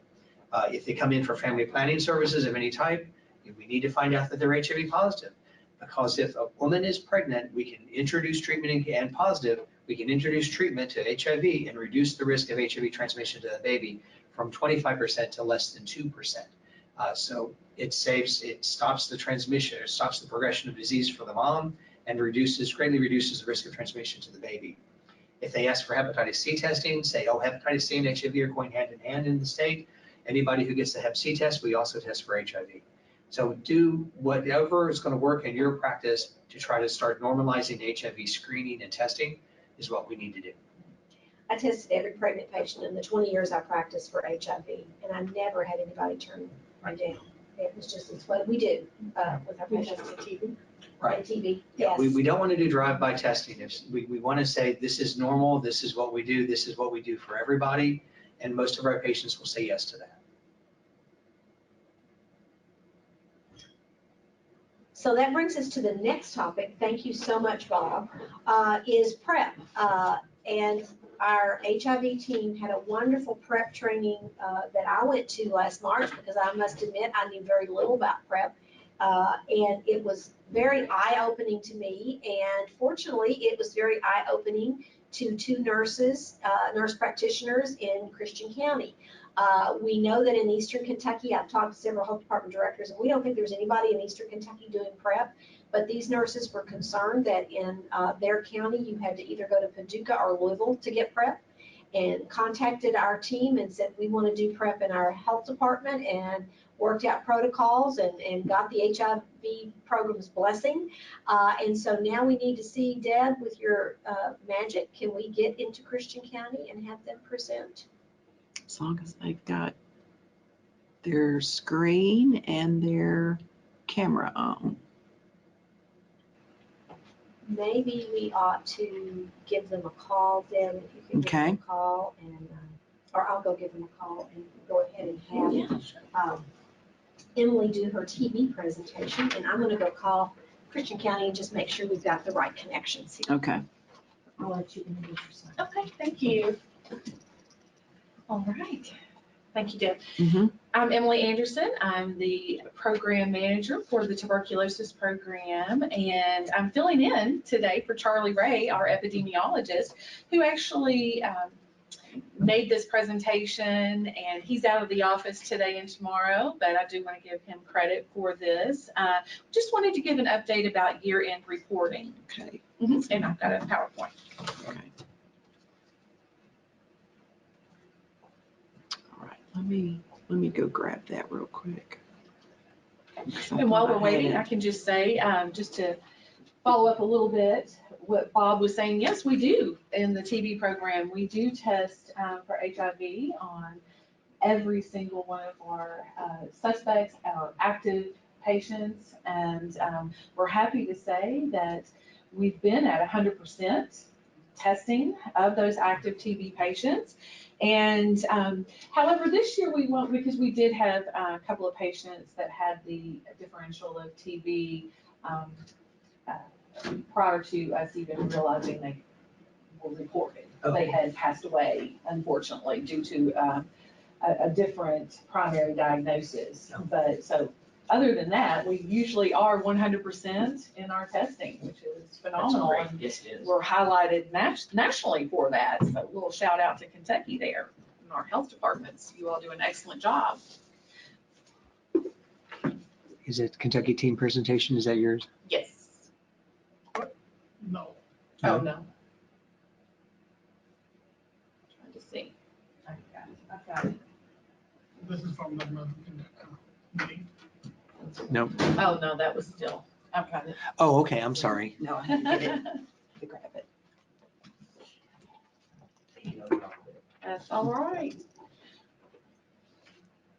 So as we're Deb is getting the PowerPoint pulled up, I'll just mention that Charlie did send out across the state to all of our TB coordinators, our nurse leaders, and our local health department directors, the memo just reminding you it is time for end of year reporting and those dates. And I'll go over those, just kind of do a summary of what's included in that end of year reporting.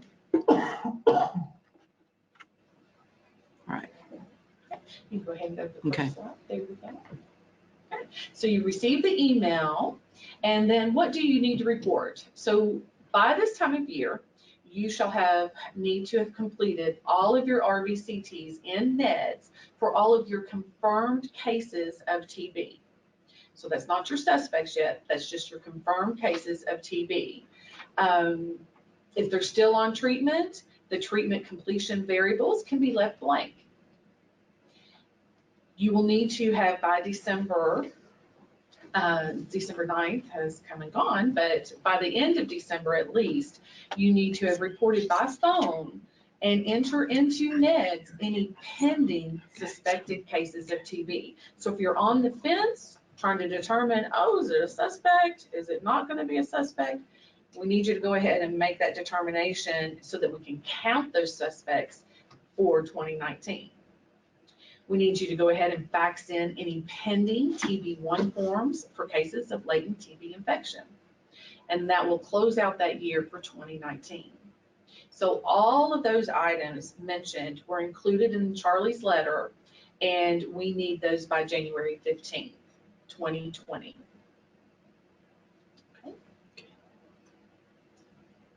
So your RP reports are also due, and that's your aggregate report for program evaluation. And if you're new to TB, your RP report is your data collection tool for your contacts to your active cases. It is a year-end reporting requirement. However, that information was not included in Charlie's letter. And the reason that is, and this is a new, a change in our requirement, because not all counties may have had active cases. So you may have had to report on your end of year LTBI cases, but maybe you didn't have an active case of TB. And so those contacts you would not be responsible for, right?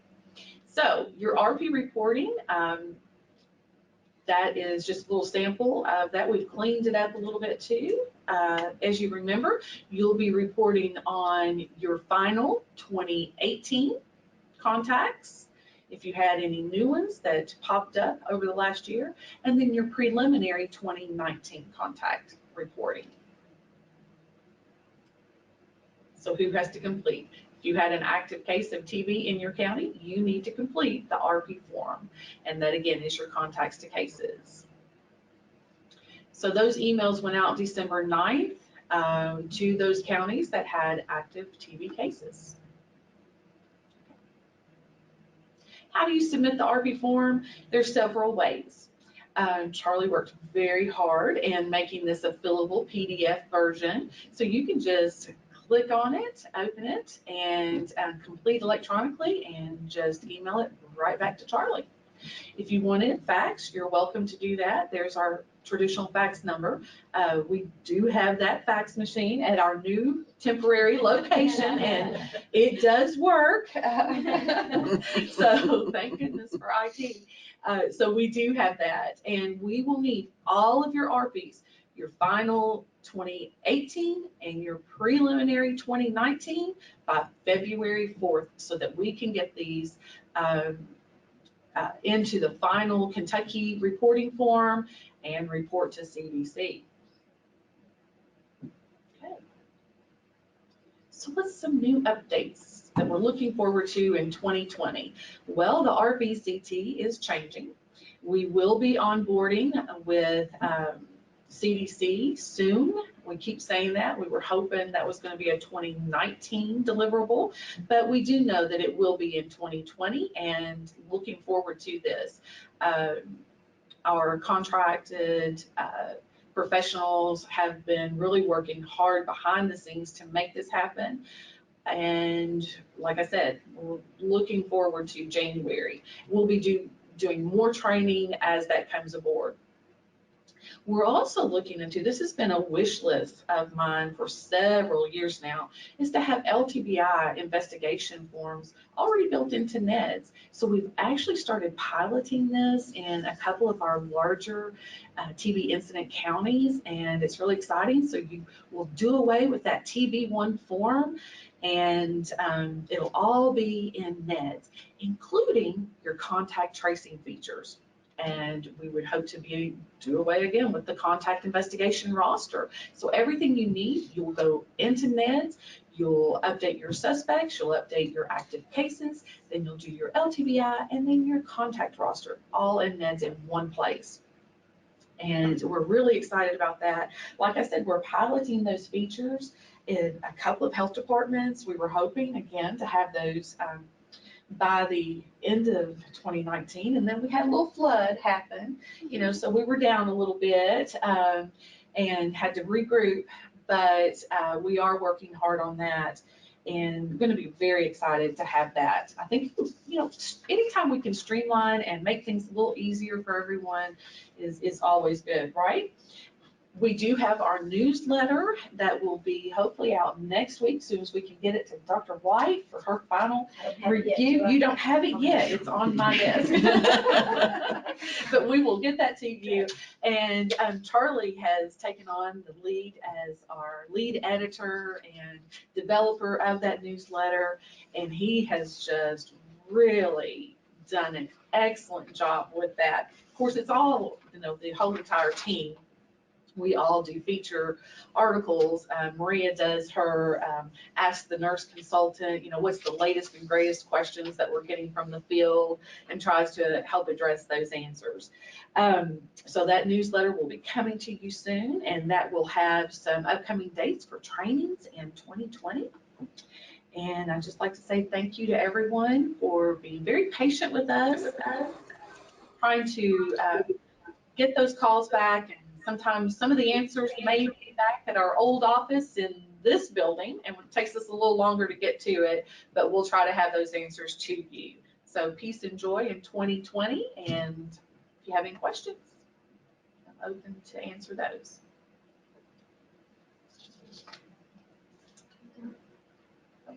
See any questions right now?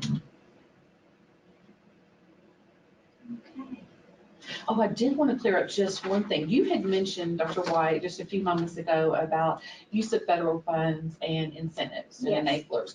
That is a difference with the TB federal funds. That's actually a very large promotion that we do have, and we are told by CDC how much we actually will allocate for that, and local health departments, many of them offer incentive and enablers on their own, and then we have some supplemental funds through the state where we offer gift cards, Kroger and Walmart.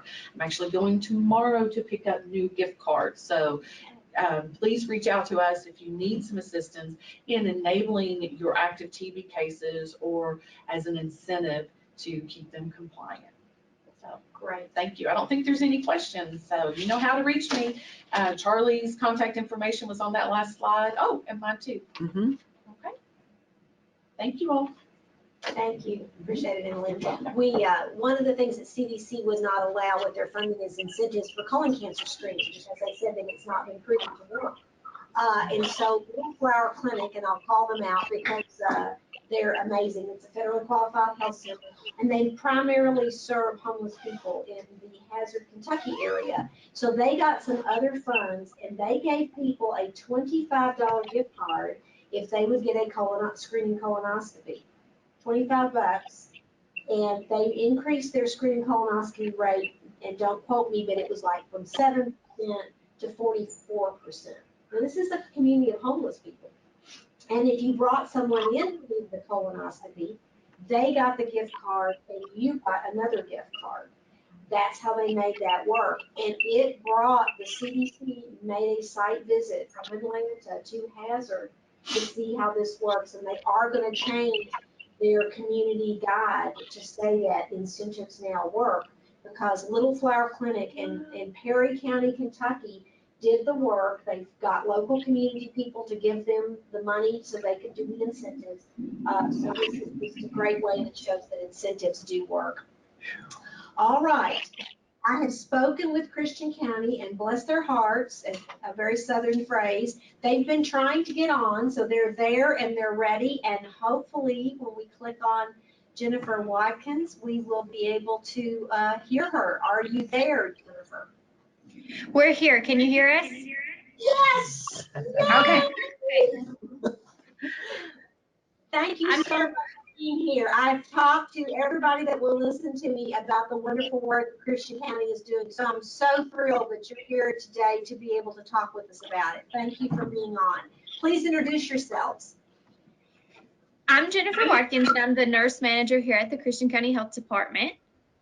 And I'm Amanda Scholler. I am one of the nurse practitioners here at Christian County Health Department.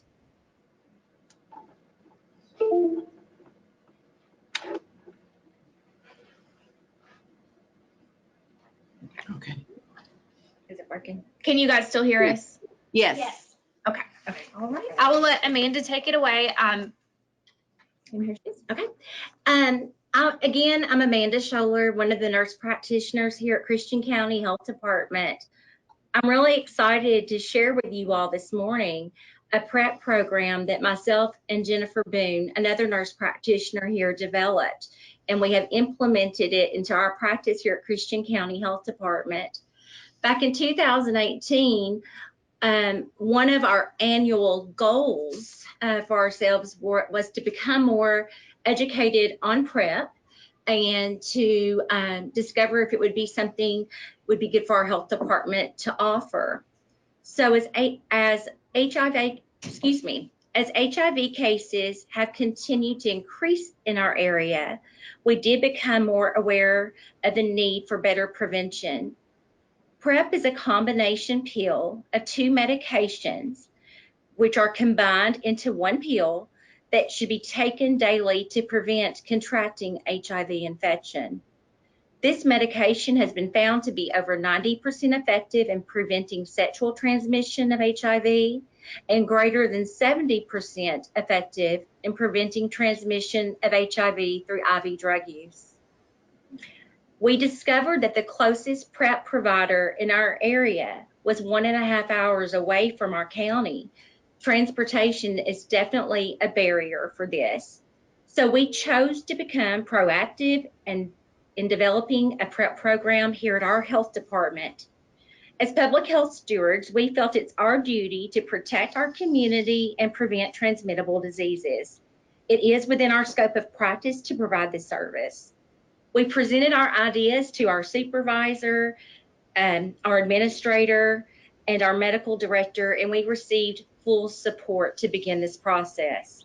We began research, and we attended the Kentucky PrEP Institute meeting that was held in Louisville, and we learned so much more information and became inspired to come back and implement this as soon as possible. So we wrote protocols. We developed a PrEP agreement for our clients to sign for compliance. We also revised the STD1 form to better do the testing required for PrEP and for the follow-up. We developed a flow sheet so that we could keep up with our patients' labs that were needed when they return for their follow-up visits. And we did then present this to Frankfurt, to Dr. White and the HIV team, who gave us strong support as well. So since then, I guess in July, we did implement the program here at our health department. And we're now able to prescribe Truvada for our patients in our community. And even in the surrounding counties, where there is not a PrEP provider there, they're able to come see us. We currently have 10 patients on PrEP at this time.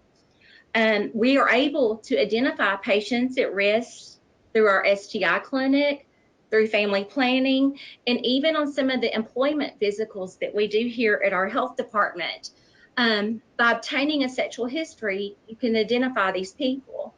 And so, like, for example, with the employment physicals, since they're filling out the H&P 13, there is a sexual history portion on that. And it allows us to open up the conversation for those who could be at risk for increased risk for HIV contraction. When our patients come see us, we do have several initial labs that are required to determine if they are physically able to take PrEP. And then they come see us every 3 months for repeat labs, which includes HIV testing and STD testing if needed. We have found that most insurance companies actually pay very well for the medication, and we have received reimbursement for the office visits as well. Kentucky Medicaid fully covers the cost. For those without insurance, or if they have insurance where copays are too expensive for the medication, Gilead, which is the maker of Truvada, has a medication assistance program and offers savings cards that have proven to be either free or very affordable. Our harm reduction specialist has recently sent us information on a medication assistance program for those without insurance that is offered by Walgreens, CVS, and Rite Aid. So we look forward to checking that out as well when needed. Compliance is an issue with PrEP, and since it is an issue, we are working on developing an incentive program to help increase compliance. We've advertised our program at our health department with a banner at the front entrance. We even have a really nice door wrap that we just got on the side entrance of our building that faces a very busy street and hopefully will receive lots of attention. We've developed PrEP information cards that we can distribute to our clients, and when our health educators go out into the community, they can pass those out as well. We're currently contemplating a billboard promoting PrEP in a busy area of town. We're also looking into advertising and promoting PrEP through some of the social media sites and some of the apps that people now use on their phones, such as Tinder and Grindr. We believe that this is a service that Kentucky Public Health can provide in order to prevent HIV transmission and in return make our state a healthier state. I would be happy to answer any questions. If anyone has questions or would like to see copies of our protocols for this PrEP program, my email address is amanda.scholar@ky.gov. And Scholar is spelled SHOLAR. And Amanda, didn't I see somewhere that y'all are also advertising on Papa John's pizza boxes? Oh, yes, we are. It's a very reasonable fee to do this as well. You can make flyers to advertise certain programs. And so, yes, we have done that. And they actually put these flyers on the Papa John's pizza boxes. So it's a wonderful way to advertise to the community and get people talking about PrEP and to finally become familiar with it. And that it is offered by their local health department. We had here at the department, we had a representative from HRSA from Washington and from the CDC here, and they were very impressed with that. That was new for them. So you got national recognition for that. Awesome. And I think it's important for us here to give kudos to Christian County, because they don't have a syringe service program, but they're very active in harm reduction, and that's a message we'd like for all of our counties to hear loud and clear. I know Jenny was saying that Breckinridge County doesn't have one yet, but there are things that we at local health departments can do like this that are just outstanding. Quick Start, are y'all doing Quick Start? I just learned about this last week, so I would expect you to say no, because it was new to me. We have not implemented Quick Start here yet, and it's just since we don't have an in-house lab for like, because one of the levels you want to check is a creatinine clearance on clients before issuing the medication. So at this time, we have not implemented Quick Start yet. I know some places are drawing the labs and giving the patient a week's worth of medication and say, come back in a week, give you your 3-month supply. But I didn't know if that was anything y'all were entertaining. At this time, what's happening, our patients are going to the hospital lab to get their labs drawn. We usually receive those results back the same day or the following day. And then what we have been doing is calling their medication into the pharmacy so that they just have to go back to the pharmacy to pick it up and not come back for another visit here. Okay, thank you. Amanda, have you, Yes. as somebody enrolls in the PrEP program to receive PrEP, have you found anybody who's already been diagnosed or they find out they're HIV in the process? Actually, we have had one client, he did not present for the PrEP program, but had presented for STI clinic. And when we were reviewing risk factors, he mentioned to us that he would be very interested in beginning PrEP. However, when we did his rapid HIV, it did come back positive. So we got to him a little too late, unfortunately. Okay, thank you. Do you have numbers on how many people have taken you up? And the last time we talked, y'all hadn't gotten to your 3 months of people coming back for 3 months. Was there half of the people came back, or do you have any idea on those numbers? I would estimate that approximately half have returned back for their repeat labs and refills. So that's why we were hoping to develop an incentive program, maybe to like issue a gift card when they return for their repeat labs and their refills, anything at all to try to encourage them to stay on this medicine and to get back in here so we can encourage them to do so. So that's where we really think some incentives will come in handy for that.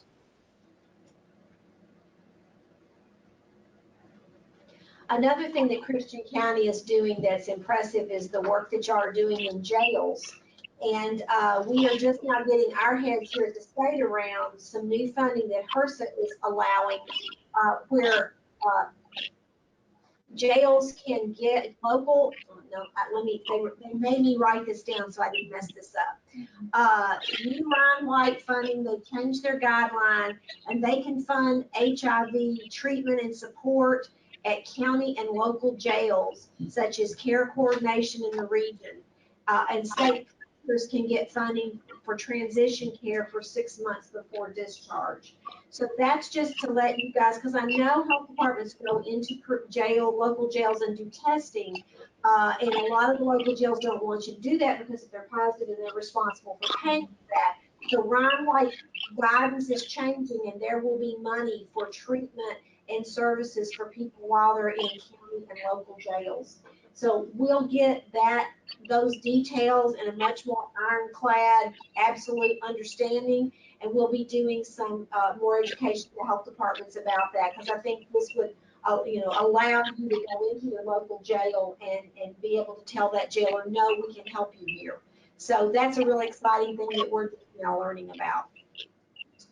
NASCA got an excellent resource for PrEP, prepcosting.org for PrEP navigators. Thank you very much, Todd. We appreciate that. The national organizations are truly pushing this for the ending the HIV epidemic program. So we will continue to push out as much information as we can. When Christian County came to us, we found all the contacts we could find as far as to help for the funding of the program, and I think that they have come across, it sounds like well. But that NASCA, again, we'll probably want to put it, we already have on the HIV website, links to those kinds of resources, so we appreciate that. Any other questions for Amanda and Jennifer?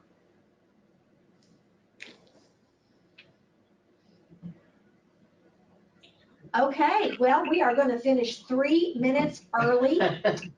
which I think is awesome because as Jenny came in this morning and I told her I couldn't talk to her because I was making sausage because we were trying to get all the last minute things ready for this webinar. It is a lift to do this, but I think this today has been very useful. So I have my list of jobs that we have here. So Deb is going to help us on the nursing website to put a link for the HIV case managers and for a link to the weekly flu report. So that will be very easy for you to reach. We will have this webinar. It'll take the folks here a little while to get this put together, but we will get this webinar on the website. We can go ahead and probably post the PowerPoints ahead of time, so we can have those on the website. Bob is going to check on HIV training for nurses. And I will then send that out to the nurse leaders so they can share that with their staff when we know when that next training is going to be. I will also, Randy, I did write down, because you know if I don't write it down, I'm not going to remember it, to talk with you about naloxone protocol. So we'll get Linwood in this conversation about what would we need to put in the CSG that would be helpful for medical directors. The vulnerability index that Claire will have ready by the February webinar, we will have that on there. And if you have ideas that you want for this webinar, please let your nurse leader or me know, and we will try to get that. I am hoping that by February we will have a really truly nurse leader and not me, because the nurses deserve their own leadership. The NEC has talked about lots of things we want to do in 2020, and it'll take a full-time dedicated person to make those things happen. So if you've got topics, and then hopefully by the time we get a real nurse leader, we'll be attaching CEs to this as we have in the past. And then we are also going to talk with Jim House, who is the head of our Harm Reduction Summit that we're going to have in May, to see about sexual assault reporting and treatment, to be one of the breakout sessions that we will address at that Harm Reduction Summit. So thank you again to everyone who presented today. I greatly appreciate your time. I appreciate we've had over 55 people log in to this webinar, and we know there's not just one person at the computer listening in, so we appreciate your time and your patience. And of course, appreciate everything you do every day when you get up in the morning and go in and make the state of Kentucky a healthier place to live. So thank you for being here, and we'll see you in February. Oh, you did have to bring that up. Yes, that's on my list. We've got a couple of things that have slipped through the cracks on the CSG of new updates that we need to do there, and that is my commitment before the end of the year. We will get those things ready.